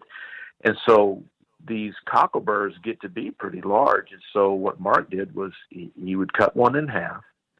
He'd hollow it out, get all the seeds out of it. So it was just a shell on the inside. And he would then glue the cocklebur, the actual radio tag, into the cocklebur. And then all that was exposed with a little bit of antenna. Now, he then took little eyelets, little hooks, and he glued one of those to the actual cocklebur, and then there's a magnet that sticks to the radio tag. The radio tag has tiny little batteries in it, and so they don't last forever, so you don't want them broadcasting signals when the animal hasn't been tagged yet, so that they put a magnet on it, and that prevents the tag from activating. When the magnet separates from the tag, that's when the device will start to transmit the radio signal. So he put a little hook glue a hook to the magnet, and we took one of Alton's string traps, basically, and we suspended, we put it in the travel areas he had identified, and we stretched the string across the travel pathway at a height of about 7 feet. And one string supported the cocklebur and the tag, and then a second string was tied to the hook on the magnet, and it was tied to a tree. So if anything came through there and hit that string, the second string would hold the magnet in place and pull it from the tag, and then the tag would begin to transmit. And you say, well, why would anything walk through it? It was hanging there. You would see it. It looks, if you've ever walked a trail in the woods in the summertime, a lot of people carry a stick and they just wave it in front of them because there's so many spider webs that you walk through. And it just looks like another spider web with a little bit of forest debris caught up in the web. It's very natural looking. Especially if it's in a spot that has some shadow. At night, it's practically invisible. And to top it off, Mark would cover the cocklebur side of the device with rat trap glue. If you're familiar with these kind of flat paper traps, the glue traps, he'd scrape some of that gunk off and put it on the cocklebur. And that stuff stays sticky, rain or shine, for weeks and weeks at a time, and just to kind of try to further ensure that this thing would stick to whatever walked through. And Mark tested it on feathers. He found that it didn't stick to feathers at all. He tested it on deer hide. Did not adhere to deer hide very well, but anything that actually had significant fur or hair, it seemed to really stick in there. So we were hopeful that this thing would work. So we bought 7 of these tags. We bought a couple of receivers to receive the radio signals. We had 3 different antennas. 2 of them were handhelds. One was that were directional. One, a third antenna that was an omnidirectional one that just would kind of tell you generally when was in the area. Spent a lot of money on this stuff, and we deployed 7 tags in the summer of 2015. And they were out there about a month. Nothing had happened.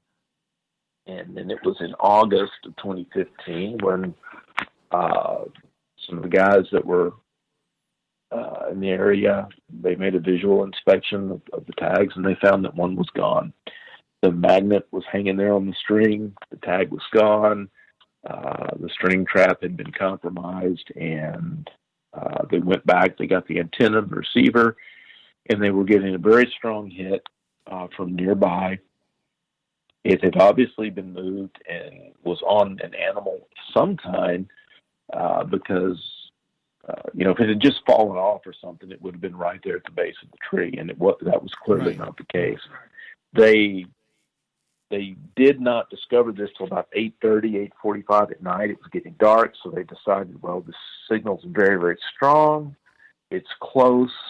We will pick up the trail first thing in the morning because, we can't go running around the mountains in the middle of the night.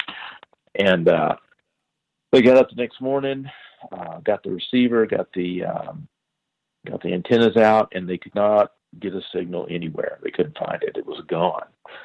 Now, these batteries were good for 300 to 350 days.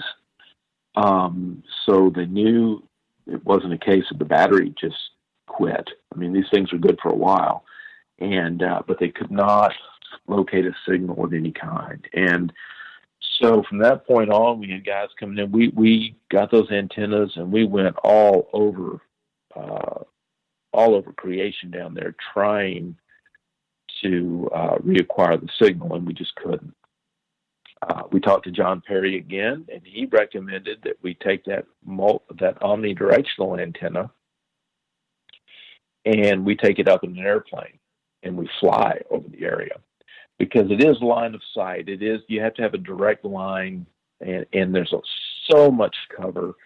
There's so many ravines and trees, and if it's on the other side if it's on the opposite slope of the mountain, you're not going to get a hit. So get up in an airplane and see what you can find. And we do have some pilots in the group, and they rigged up the antenna on their plane, and they flew back and forth over our study area many, many times, and it didn't get to hit at all. And so then they started to expand the search area, and they started flying kind of a figure 8 pattern in larger and larger arcs around the larger area. And they ended up getting hits basically 2 valleys over, miles from where the tag was activated, where it had originally been deployed. So whatever had walked through and gotten stuck with the tag had now gone. It was like 6 miles away, and it had crossed at least one mountain to get there. And so after that, what was that time frame? Sorry for interrupting you. What was that time frame between going from where it was tagged and the signal was first hit to getting 6 miles away? The tag was activated in August of 2015, and we did not reacquire the signal until December. That's when the plane got up. That's when because we had ground crews, we were trying to find it that way, and we just couldn't. It wasn't until December we were able to get a plane in the air, and that's when we reacquired the signal. Now, we came back, we had the plane up again, and we had ground crews that would respond to the directions of the pilots, and they were chasing this thing and trying to get close to it, and they did get close to it on several occasions. They were never able to get a visual of whatever it was, but they were within based on the strength of the signal they were getting, they felt like they were probably within 100, 150 yards at times. But this thing would just give ground. Whenever they got close, it would just kind of fade away. It would just kind of keep this distance between them, and then eventually it would go somewhere we couldn't go. And so altogether, we collected, memory serves, about 25, 26 different hits over those 10 months, and which is on the small side for a sample size, but it is considered enough to be a valid sample size. It's on the low end, but it is considered enough to be a valid sample size. And you know, we learned some interesting things. We really, I don't think any of us expected the tag to stay on the animal as long as it did. Honestly, in some ways, we kind of hoped it wouldn't. We kind of hoped that it would remove the tag, and then, because then the tag would stay in one place and we could track it down, right? It wasn't going to move. It wasn't going to run away from us. And we would be able to find it. And as covered with glue and everything as it was, it would have had hair. You know, there was the hope of hair samples, DNA, you know, all that kind of stuff, you know, because we never really thought in all likelihood, we could actually track it down on foot. But it stayed attached to the animal until the battery died. The last contact we had, let me think. I want to say it was June the next year. I think that's right. I think it was June of 17 was the last, June of 2016 was the last contact we had with it. And that would have been just about, you know, just shy of a year, which again, the batteries are said to be good 300 to 350 days. And that would be about right. And that's about the time the other tags that weren't deployed, that their batteries went. So we figure that's what happened. So, so over 10 months, we collected 25, 26 hits. And we learned some things, you know. It was in the summer, whatever it was, tended to be in areas where it was predominantly hardwood, deciduous type forest, a lot of nut-bearing trees, hickory, walnut, lots of oaks and things like that. And then in the winter months, it moved to a completely different location that was heavily, it was a pine-dominated forest, evergreen trees. And, you know, hardwood trees drop their leaves in the winter, and it's, you know, visibility is great. You can see hundreds of yards in the forest in the winter of a hardwood forest because there's no vegetation to speak of. Whereas pines, you know, they stay greened up year round. So we found that interesting. We were able to get, using different methodologies, we were kind of able to discern some, what we were calling it a home range. I don't know if you call it home range or territory. Technically, there is a difference. We use 3 different methods. The one I quote most of the time is the one that's in between. We have an estimate that's lower and one estimate that's higher, using a method called the adaptive kernel method, which probably doesn't mean much to most folks. It's just a way of determining home range. This thing had a range of 42.7 square miles, which is pretty big. That's a pretty mobile animal. And so we just don't think it was any animal that's documented that lives in that area for various reasons. People have asked, could it have been a bear? Could it have been a mountain lion or a deer, or, you know, all kinds of things? And for various reasons, we don't think that it could have been. Number one, it was hung up at over 7 feet high. These are black bear, you know, in Oklahoma, not grizzlies, you know. So it would take an immense black bear to stand up and be 7 feet high. Also, we were tracking this thing in winter months. That's when bears are denned up. They're not moving. They're asleep during those times. And this thing was on the move during the winter months when the bears were denned up. So we don't think it was a bear. Also, the home ranges for bears, just, they vary from about 5.5 to 8 miles for sows, and about double that for males. But this was significantly larger than any range for a black bear in that part of the world. Mountain lions have a range about that big, but again, the fur, we don't think this thing would have adhered to a mountain lion for that long. And we don't understand how a mountain lion would have been tagged by something 7.5 feet high. The other thing too with the mountain lion is when it is foraging, during the winter, all it's doing is looking for food. That's it. Yes, sir. It's just trying to survive. So it is going to get into some deadly battles, whether that's with small creatures like rabbits, maybe bigger creatures like deer, or even some super brawls with wolf packs. Mm-hmm. Mm-hmm. Yeah, so again, all that argues against that tag staying in place for that long. And again, the hair is shorter, that they fluff up and get a thicker coat in the winter. But again, we kind of considered a mountain lion's coat similar to that of a deer, kind of a short-haired coat, and we just don't think it would have adhered for that amount of time. Deer, we considered, again, this thing's 7.5 feet high, and sure a deer can jump that high, but why would it? What are the odds of it? It's 50 feet from a human encampment. It's going to come bounding through. And again, Mark tested these things on a deer hide, and it just didn't adhere very well at all.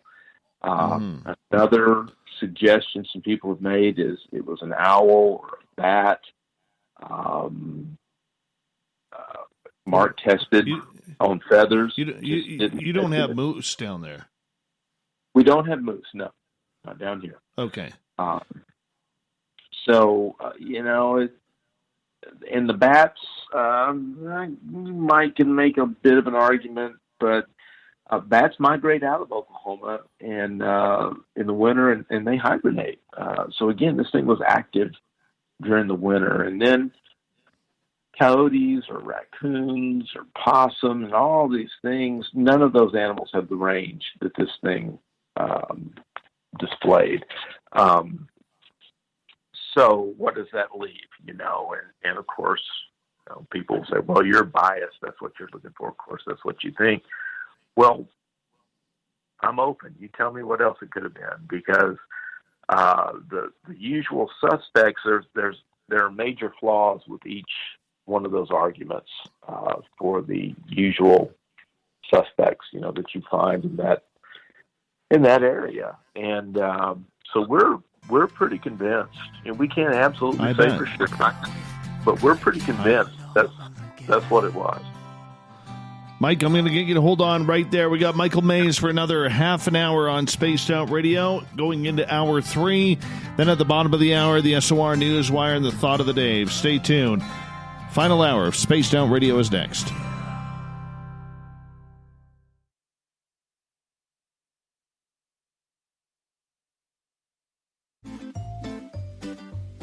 Looking for creative ways to get your company out in the public? How about advertising on Spaced Out Radio? Our sales department is waiting to hear from you, and we can work around any budget. From commercial spots to banners to special promotions, there are many opportunities to get your name and product out to our SOR listeners. For a price guide and more information, please contact us at sales@spacedoutradio.com. For the price of 1 cup of coffee a month, you can become an SOR Space Traveler. The Space Travelers Club is a place where you can interact with other listeners, either live during the show or on our great forum. We want your stories, pictures, comments, and ideas. You'll get live video streams, exclusive content, and be a part of our newsletter. Stay in touch with everything SOR. The Space Travelers Club is just $5 a month at spacedoutradio.com. Hi there, this is the paranormal lawyer Michael W. Hall. I'd like to invite you to listen in each Sunday night where we're going to open up your eyes to everything strange and paranormal. I will be hosting some great guests with topics that affect us all, such as UFOs, ghosts, and everything paranormal. Let's learn together on Spaced Out Radio Sunday with myself, Michael W. Hall, the paranormal lawyer at spacedoutradio.com. We're adding to the entertainment online for Spaced Out Radio. I'm Amber Beckard, and I want to invite you to subscribe to our YouTube channel and check out Cryptid Tales, where I will take you on a journey into some of the strangest legends and lore from around the world, relaying the stories to you of the strange creatures and experiences that people have had throughout time. You can find Cryptid Tales at youtube.com/Spaced Out Radio, and while you're there, don't forget to check out our free archives and leave a comment. See you there.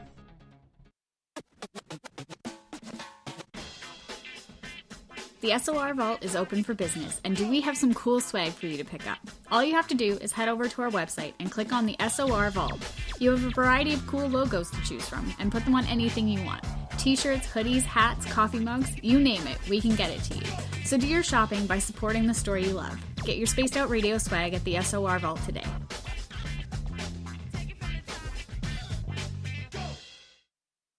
Hello, this is your guitar man, Ron Bumblefoot Thal, and I have to tell you, I love the response I get for Little Brother is Watching from Spaced Out Radio fans. It's amazing how music can inspire and make people think deeper about what's going on in the supernatural world. You can head over to my website, bumblefoot.com, to check out my music, my guitar workshops, my touring, even check out some of the hot sauces that I'm working on. And make sure you keep on listening, because with Spaced Out Radio, you know Little Brother is watching. Hello, Space Travelers. It's me again, Carl. Don't forget to join the Space Travelers Club for just $5 a month and follow Spaced Out Radio on Twitter at Spaced Out Radio. Our Instagram, Dave Scott SOR. Our Facebook page is Spaced Out Radio Show. Our archives are free at youtube.com/Spaced Out Radio. Come woo it up with Spaced Out Radio today. Bye!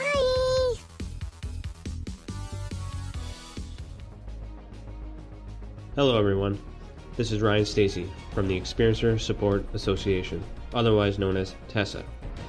We're glad to team up with Spaced Out Radio to help investigate your experiences on the SOR Sightlines Report. Together, we'll investigate the strange sightings and occurrences you've had. We're looking for answers just like you. So fill out a Sightlines report on the Spaced Out Radio website and let's figure out what's going on together. The party is always on at the Moose Vancouver.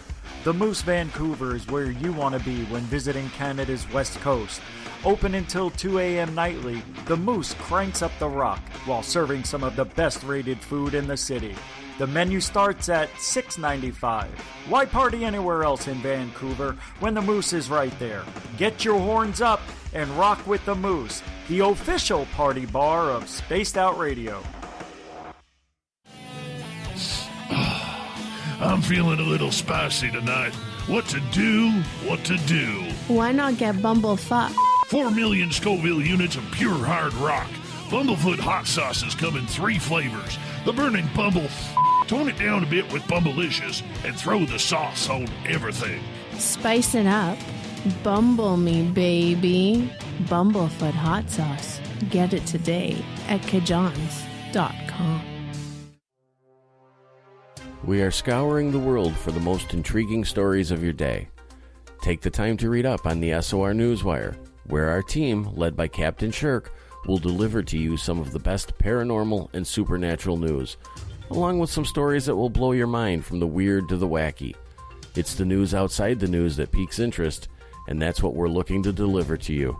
The SOR Newswire, only at spacedoutradio.com. We all know on Spaced Out Radio we love a good beard and mustache, so why not take care of your facial hair with Mighty Moose Beard Oil? Made in Canada, we're taking care of beards and stashes around the world. We use 100% natural ingredients with our oils and balms to make your whiskers feel silky smooth. Use promo code SOR2019 at MightyMooseBeard.com today.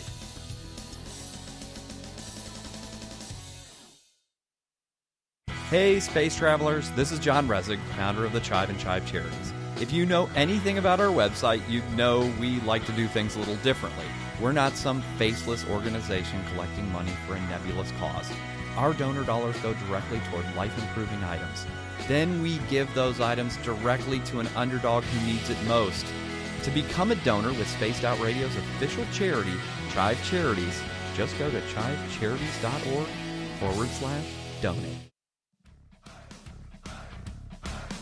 Would you like to connect with us? Head to spacedoutradio.com for all your latest show info. Now, back to Dave Scott and SOR. Let's kick off the third and final hour of Spaced Out Radio tonight. I am your host, Dave Scott.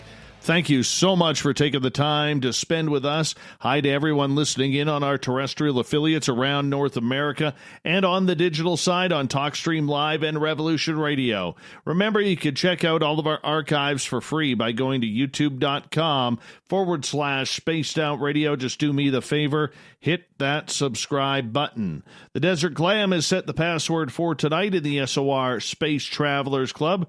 Groupuscule. Groupuscule is your password. Use it wisely, space travelers, as the Clam sets the password each and every night right here on Spaced Out Radio. Our website is spacedoutradio.com, where we had a plethora of features for you, including rocking out to Bumblefoot and reading up on Captain Shirk's SOR Newswire.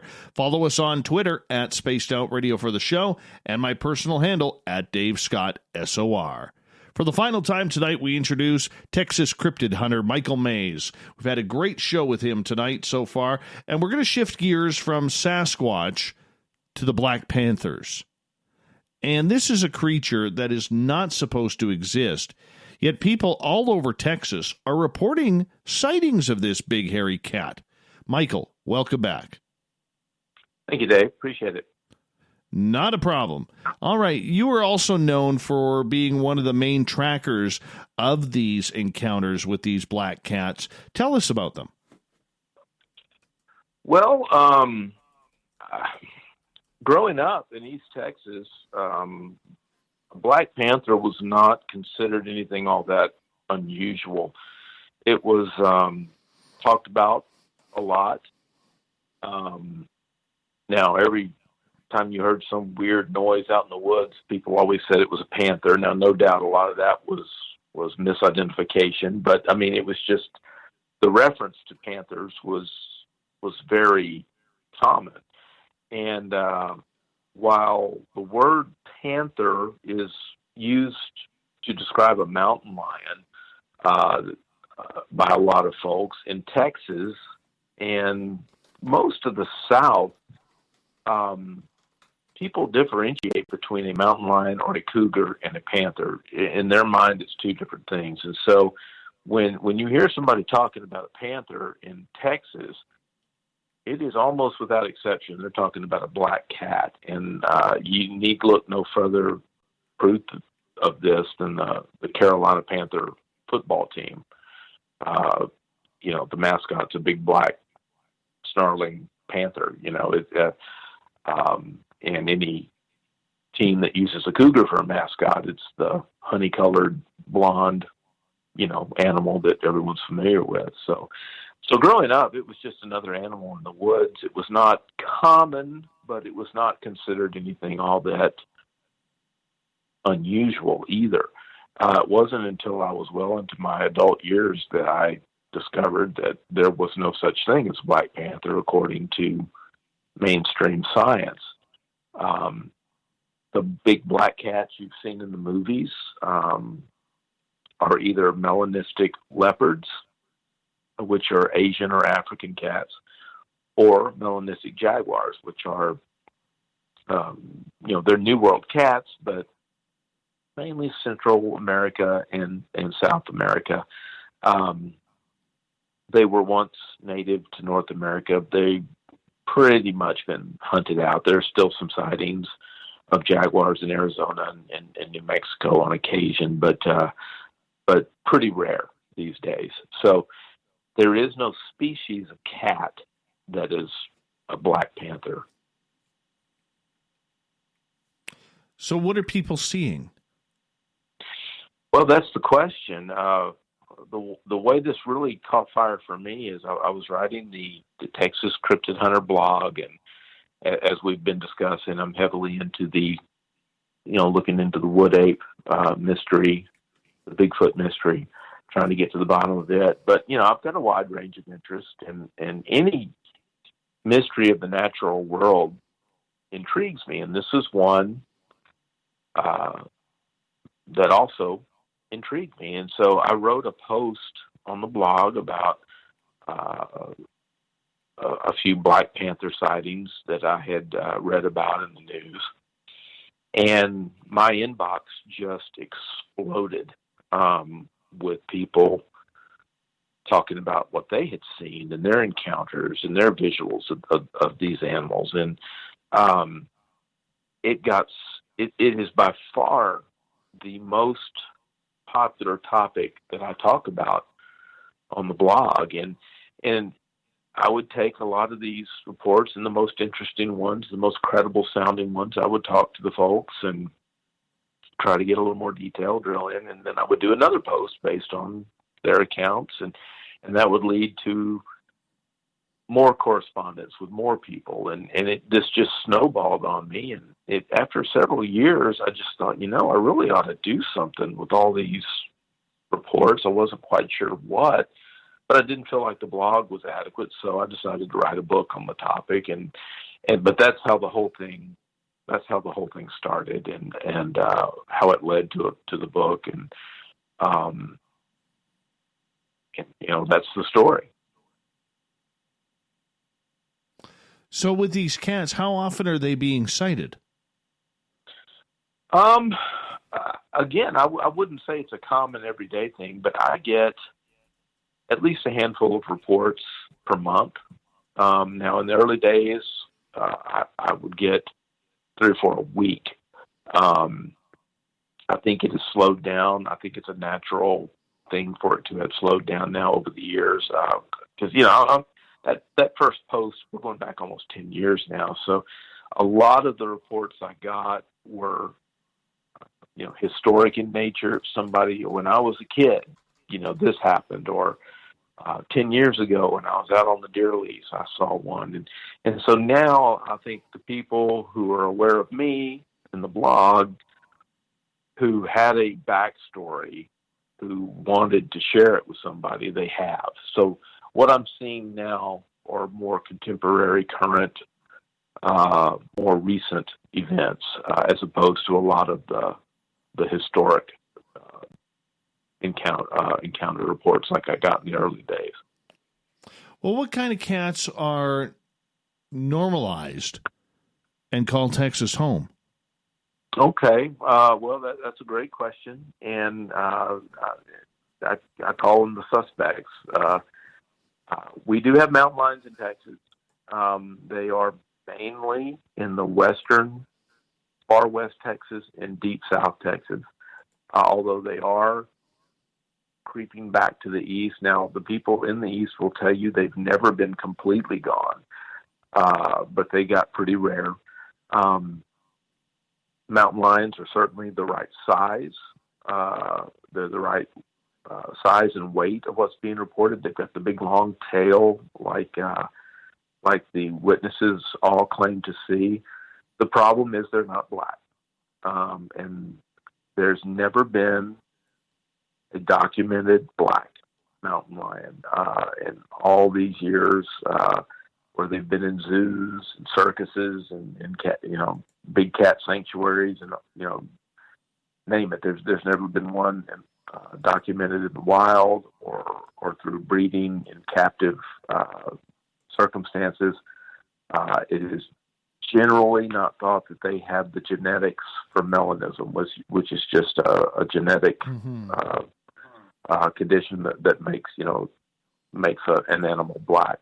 If you think about it, most of the cats in the world that can be melanistic are either striped or spotted, and the cougars, although they they're spotted when they're very, very young, they don't carry that into adulthood. And so because of that, they're not thought to be, that's the problem with that theory. Right size, right weight, long tail, wrong color. Jaguars are the right size, and they are native to Texas, but there's not been a confirmed sighting in Texas since, I believe, the 40s. They were just hunted out. Jaguars were once coast to coast. They found fossils of jaguars as far north and west as Washington State and as far east as Tennessee. And they were once just all over the place. And Texas was no exception. So they are native to Texas, but they're just not around much anymore. They can be melanistic, but they are the melanistic specimens are thought to be 10% will be about the highest estimate you ever hear anyone go. It's more typically in that probably 5%, 3 to 5%. But because they're the right size and because they can be black, they have to be considered. And one interesting thing that I found out researching for the book was melanism in jaguars is a dominant trait. So if you have a population that's kind of a remnant or a relic population that's kind of cut off from a larger breeding population, if there are one or two melanistic cats in that group, that being the dominant trait, it's not going to be long before most of those cats are black. So that could explain at least some of the sightings. There is a smaller cat in Texas. It's called a jaguarundi, which most people have never even heard of. It's a small wild cat. It's kind of odd looking. It almost has a weasel or an otter-like appearance. Its tail is as long as its body. And while most of them aren't a whole lot bigger than a house cat, typical house cat, they can be bigger. And they have this exceptionally long tail and these long bodies. And so they can kind of give the appearance that they're bigger than an average cat. And they're unfamiliar looking, and someone sees it and they think, well, that's not a regular cat. So their mind jumps to that Panther identification. They come in a couple of different colors, but one of them is a dark gray or black phase. And since most people aren't familiar with them, they want to put some kind of label on it. So I think that could account for some, but they're just not big enough to account for most of the reports I get. Most people are reporting an animal 100 pounds, 125, 50 pounds. They compare them to their, it was the size of my Labrador Retriever or my German Shepherd, and these are big dogs, so if they're even close, if they're even in the ballpark, even if they're saying it was 150 pounds and they're off by half, you're still looking at an 80-pound cat. That's not a jaguarundi. That's not a house cat. So there's something bigger going on there. But those are your three main suspects. But Texas also has a lot of owners of wild animals: tigers, lions, jaguars, leopards, cheetahs, you name it. And there's a lot of these animals who are just let loose in the wild because their owners, there's, and again, that's one of the topics I discussed in the book was, the exotic pet trade. And of course, the whole Tiger King documentary really shone a light on that as well. A couple of things about it, though. while escaped exotics could account for a handful of the sightings, I don't think enough have escaped and they're in close enough proximity where they could form breeding populations where generations of people are going to be seeing them, if that makes sense. A lot of these cats have been kept in captivity like that, have lost their ability to hunt. They've never learned how to hunt, to take care of themselves in the wild. There was a case I found when I was researching the book. It was a tiger, the guy in Arkansas, and this thing was eating him out of house and home, and he just couldn't afford it, so he didn't have the heart to kill it. He thought he was doing a nice thing. He took it 50 miles away and dumped it in the woods, which is just a totally idiotic thing to do, but he did. He drove home. I think it was 3 mornings later, he came outside, and the thing is laying on his porch. It came back because it didn't know what to do. So while an escaped exotic, I don't doubt that could be the genesis of some reports, I just don't think enough of them have escaped and survived long enough to breed and be responsible for these things over the whole American South. And on top of that, the crown jewels of the exotic cat trade are tigers and African lions. The leopards would be third, and jaguars are way down the list. And so it's it may be a piece of the puzzle, but I don't think it's a big enough one to explain the whole thing. Michael Mays is our guest tonight on Spaced Out Radio. We've got him for another 6 minutes here. In regards to these cats, have they attacked anybody? I have not come across and the key word here is credible, a credible attack. I've had people who've been charged and the animal has veered off. I've had people claim that they were growled at and this thing, was creeping up on them. They just happened to turn and see it. They felt like it was about to spring on them, but when it was seen, it turned and ran off. But I've not come across a case where one has attacked anybody. Now, I came across some historical accounts back around, in the early 1900s in East Texas. There's a little town in East Texas, where Lumberton, Texas is now. A couple of guys working on the railroad were coming home, and according to the story, they were attacked by Black Panther, and they managed to stand back to back with a couple of big sticks and discourage it enough. Finally, it gave up and went away. There's some other newspaper accounts of some people that were killed historically, but nothing of what you'd call a contemporary account, at least not one that's credible. There was a guy in Alabama a few years ago claimed to have been torn up pretty good by one, but I think his story kind of fell apart under scrutiny. So haven't heard much about it, which that also kind of works against the jaguar theory in a way, because those cats are much feared in South America and in Central America. And you'd think one somewhere at some point, if they were around much at all, would have been unable to help itself, found a person off by itself, but haven't heard that yet.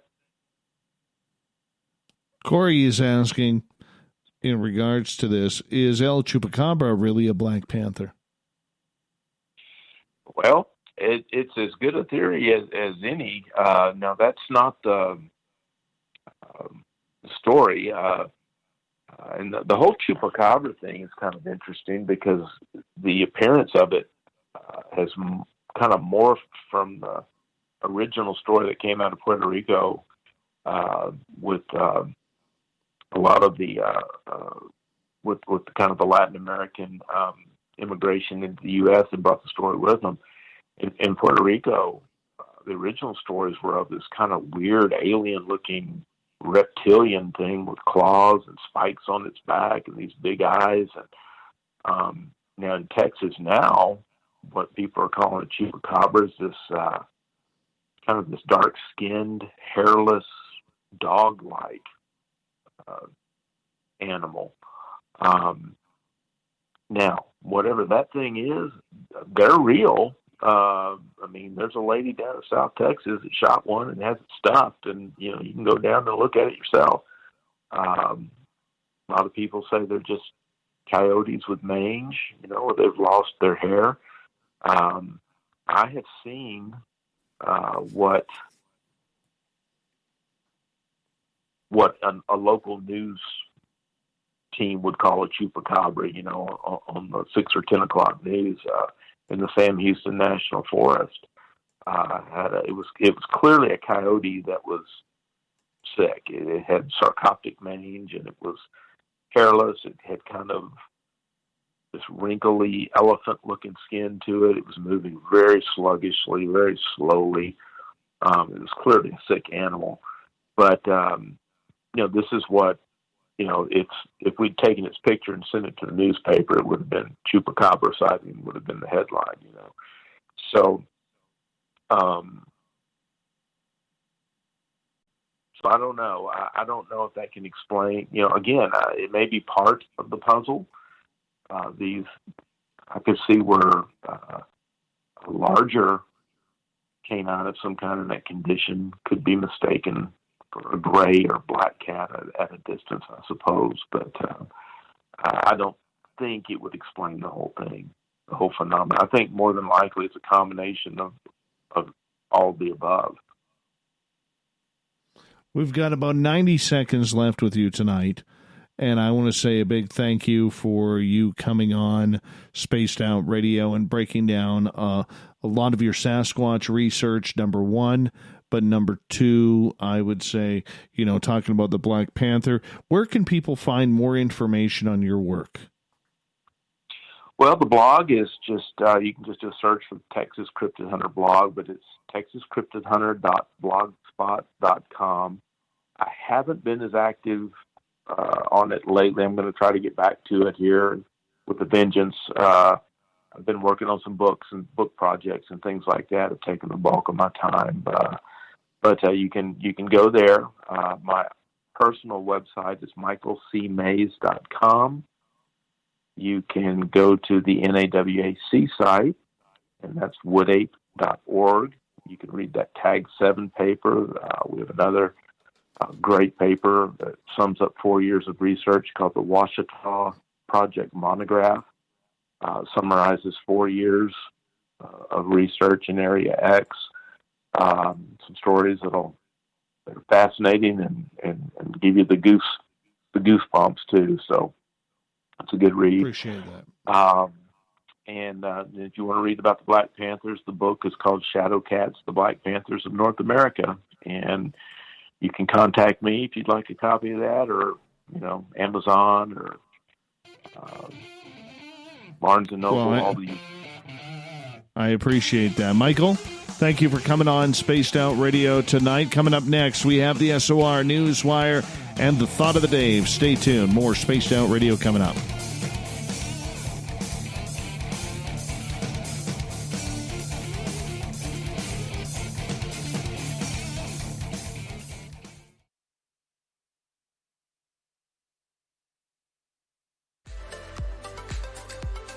Are you looking for great advertising value for your company? Look no further than Spaced Out Radio. We have a multitude of places to get your name out there, including commercial ads during the show, special promotions, and banners on our website. Our audience is proven to support the companies that support our show. We can make your budget work for you. So for more information, please contact us at sales@spacedoutradio.com.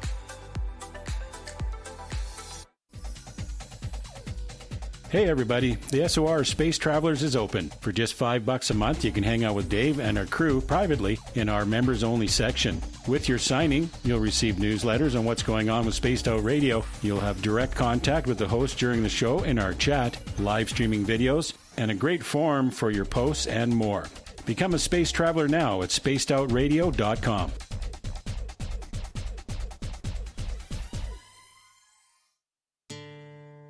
Hey, Spaced Out Radio fans! It's John Resig, founder of the Chive and Chive Charities. Our goal is to make the life of veterans, first responders, and those with rare medical conditions 10% happier. We do this by donating one grant item, ranging from dance to therapy programs to prosthetic limbs, to those who need it most. To contribute to Spaced Out Radio's official charity, head over to chivecharities.org and become a donor today. We all know on Spaced Out Radio we love a good beard and mustache, so why not take care of your facial hair with Mighty Moose Beard Oil? Made in Canada, we're taking care of beards and stashes around the world. We use 100% natural ingredients with our oils and balms to make your whiskers feel silky smooth. Use promo code SOR2019 at mightymoosebeard.com today.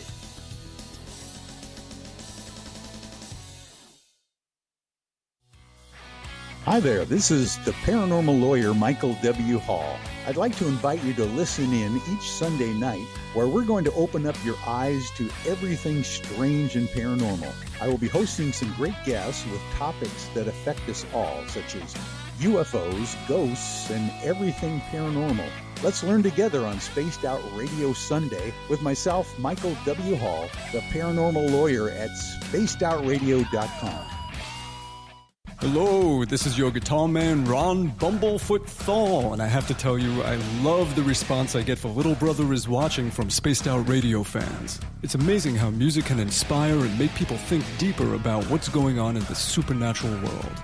You can head over to my website, bumblefoot.com, to check out my music, my guitar workshops, my touring, even check out some of the hot sauces that I'm working on. And make sure you keep on listening, because with Spaced Out Radio, you know Little Brother is watching. If you like it hot, real hot, then heat up your meals with Bumblefoot hot sauce. Get your Bumblefoot hot sauce today. The sauce, Bumblicious, and the 4 million Scoville unit Bumble. We're going in hot, real hot, coming out even hotter. Keep the milk nearby and tantalize your taste buds tonight. Bumblefoot hot sauce, available now at kajans.com. You wanted new SOR gear, and now you can have it. The SOR Vault is fully stocked with t-shirts, hats, hoodies, mugs, and everything in between, with great logos for you to choose from. So head on over to spacedoutradio.com, click on the SOR Vault, and go shopping. Pricing is quite affordable, and you can look good representing your favorite show.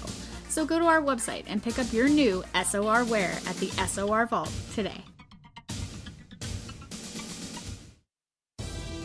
At spacedoutradio.com, we are keeping you up to date on all the news with the SOR Newswire. Captain Shirk leads the team that is bringing you the news of the day and exclusive stories on everything paranormal and supernatural. It's free to read, it's updated daily, and it's right there for you. The SOR Newswire is a one-stop shop for the news of the day. Check it out at spacedoutradio.com today.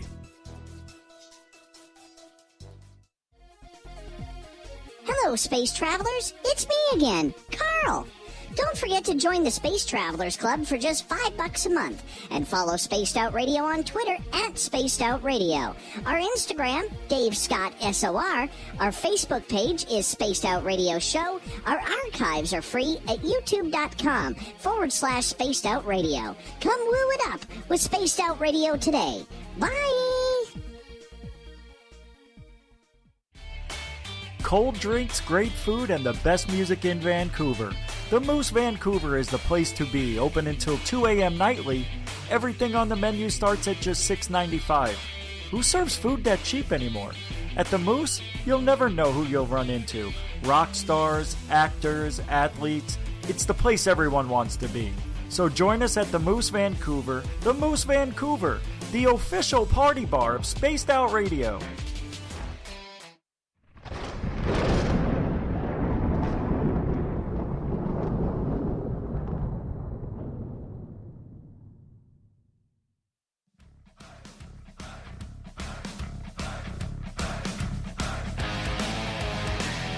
We rounded third. We're heading for home tonight on Spaced Out Radio.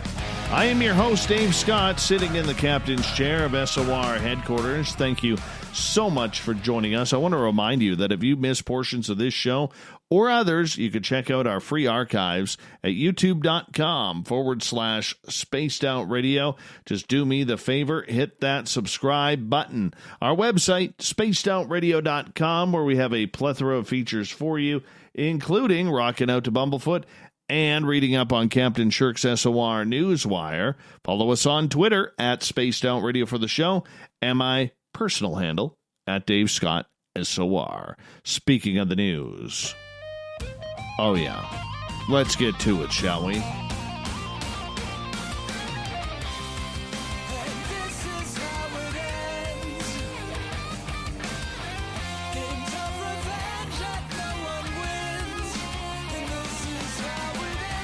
The news is always changing, which is why we bring you the SOR Newswire at the back end of every show, where we get to the weird, the strange, the wacky, and sometimes out of this world. You know, for centuries, scientists have explored the universe for cosmic clues as to whether or not we are alone in the universe. Now, new estimates suggest that there could indeed be other active civilizations out there, but not many. The Drake equation, introduced in the 1960s by astronomer Frank Drake, is a formula many researchers use to estimate the probability that we might communicate with extraterrestrial civilizations in our galaxy, the Milky Way. Drake's 7 key variables, which range from how many habitable planets, exoplanets, there are in the galaxy, to the amount of time over which intelligent life takes shape, are almost impossible to pin down. The formula acts more like a framework for the probability of finding life. Previous estimates have ranged from 0 to over 1 billion civilizations. Now, a pair of researchers from the University of Nottingham in the United Kingdom, working under the assumption it takes the same amount of time for life to evolve in the distant reaches of the galaxy as it did right here at home, have narrowed down that estimate to just 36 extraterrestrial civilizations. There should be at least a few dozen active civilizations in our galaxy under the assumption that it takes 5 billion years for intelligent life to form on other planets as on Earth. Astrophysicist Christopher Conservancy explained. The team dubbed this calculation the astrobiological Copernican limit. Using the calculator as a guidepost, calculation that is, the scientists charted multiple scenarios. One end of the spectrum is a weak scenario where it takes life no more than 5 billion years to form. And on the other end, there's a strong scenario where it takes life intelligently between 4.5 and 5.5 billion years to blossom. According to the scientists' calculations for this strong scenario, there should be anywhere between 4 and 211 complex civilizations that have the ability to send signals out into the universe, with 36 being the most likely. The closest of these complex civilizations ought to be around 17,000 light years away from Earth, orbiting a low-mass M-type dwarf star. But this doesn't bode well for our chances of connecting with distant extraterrestrials. Communicating over these distances is impossible with today's technology. Not everyone buys the analysis, though. No. Well, some are even thinking it's skeptical. Oliver Shortall of the University of Cambridge says the organization that needs more factors needs to be considered, such as how exactly life formed on Earth, before taking the new findings as fact. So what could this mean for the future of life on Earth? The quest for life elsewhere in the universe will reveal insight into our own fate. If we can find that intelligent life is common, then this would reveal our civilization could exist for much longer than a few hundred years.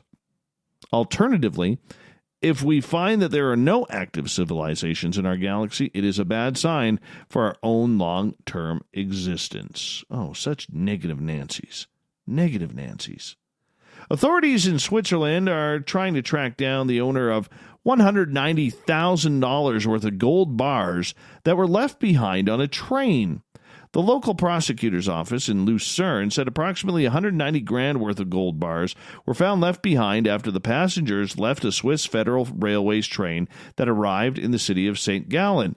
Officials said that the gold was found in October of 2019, but they are now appealing to the public for information after months of investigating failed to determine the origins of the precious metals. The prosecutor's office said the owner of the gold is being given 5 years to come forward. How many people are going to come forward on that? Thousands. How do you recognize it? Well, what did it look like? It looked like a gold bar. Well, it's yours. Next person comes in. No, mine looked like a gold bar. It's yours too. My goodness. How are they going to break this up? I have no idea. An unusual pair of eyeglasses, to be nearly 300 years old, were rescued from a New Zealand landfill. Well, good thing that they were found, too, because they went on auction, and they were auctioned online for more than $5,000. The Tip Shop, a store operated by the Wellington City Council for items that would have otherwise ended up in the South Hill landfill, said the glasses, a style known as Martin's Margins, were rescued from the trash and listed by the store on the auction site Trade Me. A last-minute bidding war brought the final price to $5,282 just before the auction ended Sunday night. Martin's Margins were designed by optician Benjamin Martin in 1756. The unusual thick-framed look of the glasses results from Martin's belief that exposure to sunlight would cause damage to the eyeglass lenses. The Tip Shop said no maker's mark could be identified on the frames, so it was unclear whether the glasses sold in Sunday's auctions were actually made by Martin himself. The winning bid, Aaron Smiley, said he brought the glasses as a tribute to his partner Helen Hammond, who died in May 28th after a fight with cancer. Smiley said he and Hammond would often use FaceTime to video chat, and the glasses reminded him of a screenshot he kept showing Hammond using a filter that gave her round glasses and whiskers. I like quirky stuff anyways, and that appealed to me, but it was more the emotional side. I guess I just got carried away with the auction, Smiley said. Good for him. He's allowed to do that after losing his partner. Good for him. Gone with the Wind is to be restored to the HBO Max streaming platform after it was abruptly pulled from service last week after coming under criticism for romanticizing slavery amid a nationwide reevaluation of cultural values. But when the film finally returns, it will be accompanied by an introduction from Jacqueline Stewart, a professor in the Department of Cinema and Media Studies at the University of Chicago, who will explain the historical context of the 1939 Civil War epic. The film, starring Clark Gable as Rhett Butler and Vivian Leigh as Scarlett O'Hara, is based on a novel written in 1936 by Margaret Mitchell. It tells the story of a turbulent romance during the Civil War and Reconstruction period. Hattie McDaniel won the Academy Award for Best Supporting Actress for her role as Mamian in the film, becoming the first African-American to win an Oscar. In recent years, the film has been viewed through more critical lenses, with many questioning whether a film that glosses over the horrors of slavery should still be shown in today's society. Still the highest-grossing film in history when adjusted for inflation, Gone with the Wind continues to have a profound impact on the ways mainstream audiences visualize the antebellum South and the Reconstruction period that followed the Civil War. Jacqueline Stewart, the host of Silent Sunday Nights on Turner Classic Movies, wrote this piece in CNN. Stewart is to provide some commentary on the film and give viewers historical context when they finally return it to HBO. Moreover, the classic films we showcase on Turner Classic Movies have played a major role in perpetuating the racist beliefs that devalue black lives and normalize the use of excessive force against black people. Stewart suggested that people should should still be able to watch Gone with the Wind in order to analyze it. Right now, people are turning to movies for racial re-education, and the top-selling books on Amazon are about anti-racism and racial inequality. If people are going to do their homework, we may be poised to have our most informed, honest, and productive national conversations yet about Black lives on and off the screen. In light of the killing of George Floyd, the debate has gained added power. The most recent debate over the film kicked off last Monday when John Ridley, screenwriter for 12 Years a Slave, wrote in the LA Times that the film should be potentially removed. It doesn't just fall short with regard to representation, he wrote. It's a film that glorifies the antebellum South. It is a film that, when it is not ignoring the horrors of slavery, pauses only to perpetuate some of the most painful stereotypes of people of color. It is a film that, as part of the narrative of the lost cause, romanticizes the Confederacy in a way that continues to give legitimacy to the notion that the secessionist movement was something more or better or more noble than what it was, a bloody insurrection to maintain the right to own, sell, and buy human beings. The film was controversial from the beginning. African-American film critic Earl J. Morris wrote for a black Pittsburgh Courier newspaper, urged readers to write the Motion Picture Producers Association, and demand that the N-word be removed from the script because it featured heavily in the novel. Let's move on here. A northern Michigan beer company has enlisted the help of a seaplane to make 6 special deliveries to families on waterfront properties. Steve Smith, a.k.a. Aqua Bear, took off in his seaplane Saturday morning with Joe Short, owner and founder of Short's Brewing Company, to deliver 6 crates of beer to waterfront properties in Antrim County. Why? The Elk Rapids-based brewery offered a limited run of seaplane deliveries online, and the slots quickly sold out. Smith and Short met at a fundraising event in 2018 and teamed up to film a water skiing promo later that year. Short said Smith pitched him the idea of using the plane to bolster the brewery's delivery service, which began in March amid the COVID-19 pandemic. He likes to get his airplane out, flying around, and have fun bouncing around the lake, Short says. I was like, all right, this seems cool. Let's put it together. The pair's Saturday outing made an impression on their customers. This is a highlight of our summer, absolutely, delivery recipient Catherine Bryant said. To see a seaplane come in right to your front doorstep and deliver beer and hop off? I mean, this is just phenomenal. I want one. I think that would be cool, although I don't have water by me, except a little creek. I don't think a seaplane could land on that. A fisherman off the coast of Prince Edward Island reeled in an unusual catch of the day, a large anchor he believes could be more than 100 years old. Matt Wall said he was fishing last week off the coast of Malpeque Harbor when he noticed that lobster traps he was attempting to haul in were stuck on an object at the bottom of the water. Wall and his crew quickly discovered the traps had been snagged on what appeared to be a large anchor. They attempted to bring the object up to their boat, but it slipped free of their line and plunged back into the depths. Wall said he marked the spot and had intended to return Tuesday with a diver to search for the object, but on Saturday, he finished fishing early and decided to make another attempt at landing the metal anchor. The fisherman said he was able to hook the anchor again, and this time succeeded in towing it back to the wharf, where the crew used a hoist to transfer it to pick up to Wall's pickup. He estimated the anchor could date to the 1800s, but it could be older, could be a little newer, he says. The metal itself, it's made in layers. It's not smooth like newer style anchors would be, and just the sheer size of it, no boats are using an anchor that size these days.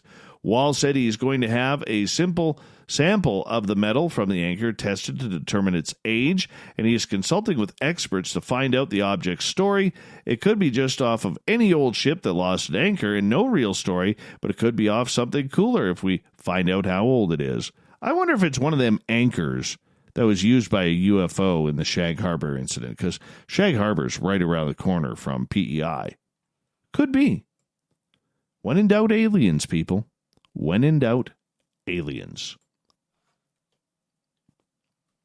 9 cows on a farm in Ireland were killed after they were struck by lightning during a heavy thunderstorm this weekend. The incident happened Sunday afternoon as heavy thunderstorms bore through Dunlicky, County Clare, located on the west coast of Ireland. The country's weather service had issued a weather alert after large parts of Ireland were struck by the thunderstorms and brought threats of torrential downpours, hail, and flash flooding. The Irish Examiner reported that a passerby was driving along when the person spotted a number of animals with their legs in the air. People who were in the area at the time of the storms moved through reported a lot of thunderstorm activity with several claps of thunder and plentiful lightning. The rain had poured down really heavily for about 20 minutes. A similar incident happened last year when 8 cows were struck and killed by lightning during a storm in Moneygall.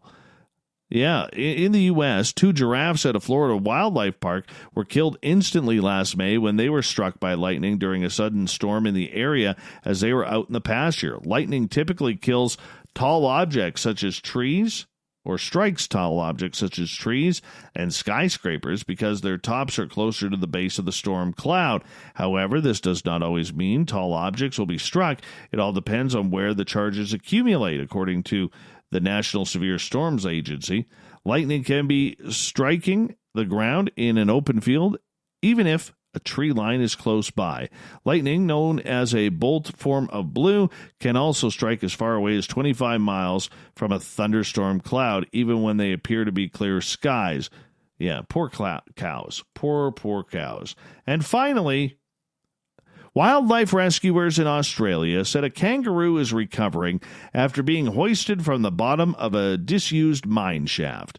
The 5 Freedoms Animal Rescue said a pair of boys who were walking near their home in Drummond North in Victoria discovered the marsupial trapped in a mine shaft that was about 23 feet deep. 5 Freedoms rescuer Manfred Zabiscus said it took about 90 minutes to hoist the 77-pound marsupial out of the hole. We got him out okay, but couldn't tell if he was injured. He was subdued and looking at us and clearly exhausted, Zabiscus says. He wasn't little. I've had bigger, but I was glad to have plenty of helpers. The kangaroo is now recovering in a sanctuary. Zabiscus said the rescue highlights the need for government action to protect wildlife from falling into old mine shafts. There are so many of these dangerous mine shafts for our wildlife. You can imagine suffering they go through if they fall into one.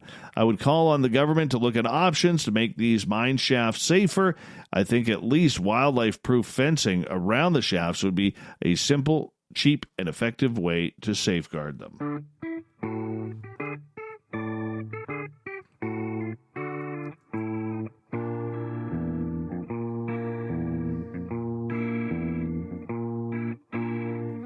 Thought of the Day happens every night at this time, where we ask a question on our Facebook and Twitter pages, then read your responses on the air, because we love the audience participation around here. Today's Thought of the Day is as follows. Give me a reason why you believe in cryptids like fairies, Bigfoot, Chupacabra, and Dogman. Start off with Marty. Why wouldn't they be real? 100 years ago, the African gorilla was considered a cryptid, and the coelacanth was believed extinct for 60 million years until one was caught in 1938. Who knows what we will be confirming as the next living species? John. If they aren't, I would bloody well like to know who the hell I've been having breakfast with all these years. Shanna. They just are, Dave. Hashtag Monday Sass. Graham. I believe the sighting accounts made by hundreds of encounter folk, but I have seen a dryad, a diminutive little being. I am still not sure about Dogman, though. Rahonda. Come to the ER any Saturday night. Hashtag you will believe. In all seriousness, there are way too many sightings to think otherwise. Quantes. If ghosts exist in an unseen dimension, then what else exists that is unseen? Twin Rose Brew. Too many reports for all of them to be made up. If only 1 out of every 100 is true, how could you explain it? It may not be the actual cryptid, but what is it if it is the 1%? That's a good point. Strong tweeting there. Very strong tweeting. All right, let us move on, shall we? to the next round. All right, here we go. Nikki. Oh, is this the right one? Yeah, there it is. Caden. Let's start with Caden. I believe in them because only a fraction of the world has been explored. The possibilities of anything is there. Nikki. Because I've experienced their energy and have psychically seen them. Corey. I have an open mind about these things because 19 years ago I laid eyes on the spirit of a little girl about 5 to 10 minutes worth of staring. Preston. Cryptozoology encompasses modern-day mythology. Mythology is basically our subconscious fears and curiosity mixed together. Tim. Never seen, but anything is possible. The vast reaches of unexplored forest in Canada can house the unknown, and the unknown realms of science can be hidden from our little-used brains. Kimberly. I think the energy was present in our 3D world and that our collective consciousness created these creatures and brought them to life. Denise, because people are ignorant. There are a lot of beautiful things out that I sure as hell know none of them had anything to do with it. Okay. Shanna, I am definitely open to the Fae, mostly because of the experiences I've had with what I believe to be Fae. Cable Guy Matt, I believe people when they say they saw something. Gary, I have enlightening senses, and it has given me the ability to see the energy in many different forms. Filth, there are too many unconnected people across both time and physical space for all of them to be making it up. Venus, I used to have an elf that would run around my bed at night when I was a child. I think that qualifies as having no choice but to believe. Thank you to everybody participating in today's Thought of the Day. We will do it all again tomorrow. Big thank you to, first off, we'll put the new Thought of the Day question tomorrow on our Facebook and Twitter pages. Big thank you to Captain Shirk for the SOR Newswire, which can be found on our website. And, of course, Michael Mays coming in talking some Texas cryptids. That's always fun. We got Mr. Ron Bumblefoot Thaw rocking in the background with Little Brother is Watching. Bumblefoot is the official music of Spaced Out Radio, rocking us in and out of every single show. Get your horns up for the guitar god himself. Special thanks to everybody listening in at home, in your cars, at work, wherever you may be. Special thanks to everybody in our chat rooms on Spreaker, YouTube, LGAB, Revolution Radio, Facebook, the SOR Space Travelers Club at our website, and to all the snarkers and snarkettes at hashtag Spaced Out Radio on Twitter. You were very, very good tonight. Remember, this show is copyright by Spaced Out Radio and SOR Media Ventures Limited. Thank you so much for choosing to share your evening with us, because together, my friends, we own the night. Mr. Bumblefoot, we need a favor. We need you to take us home.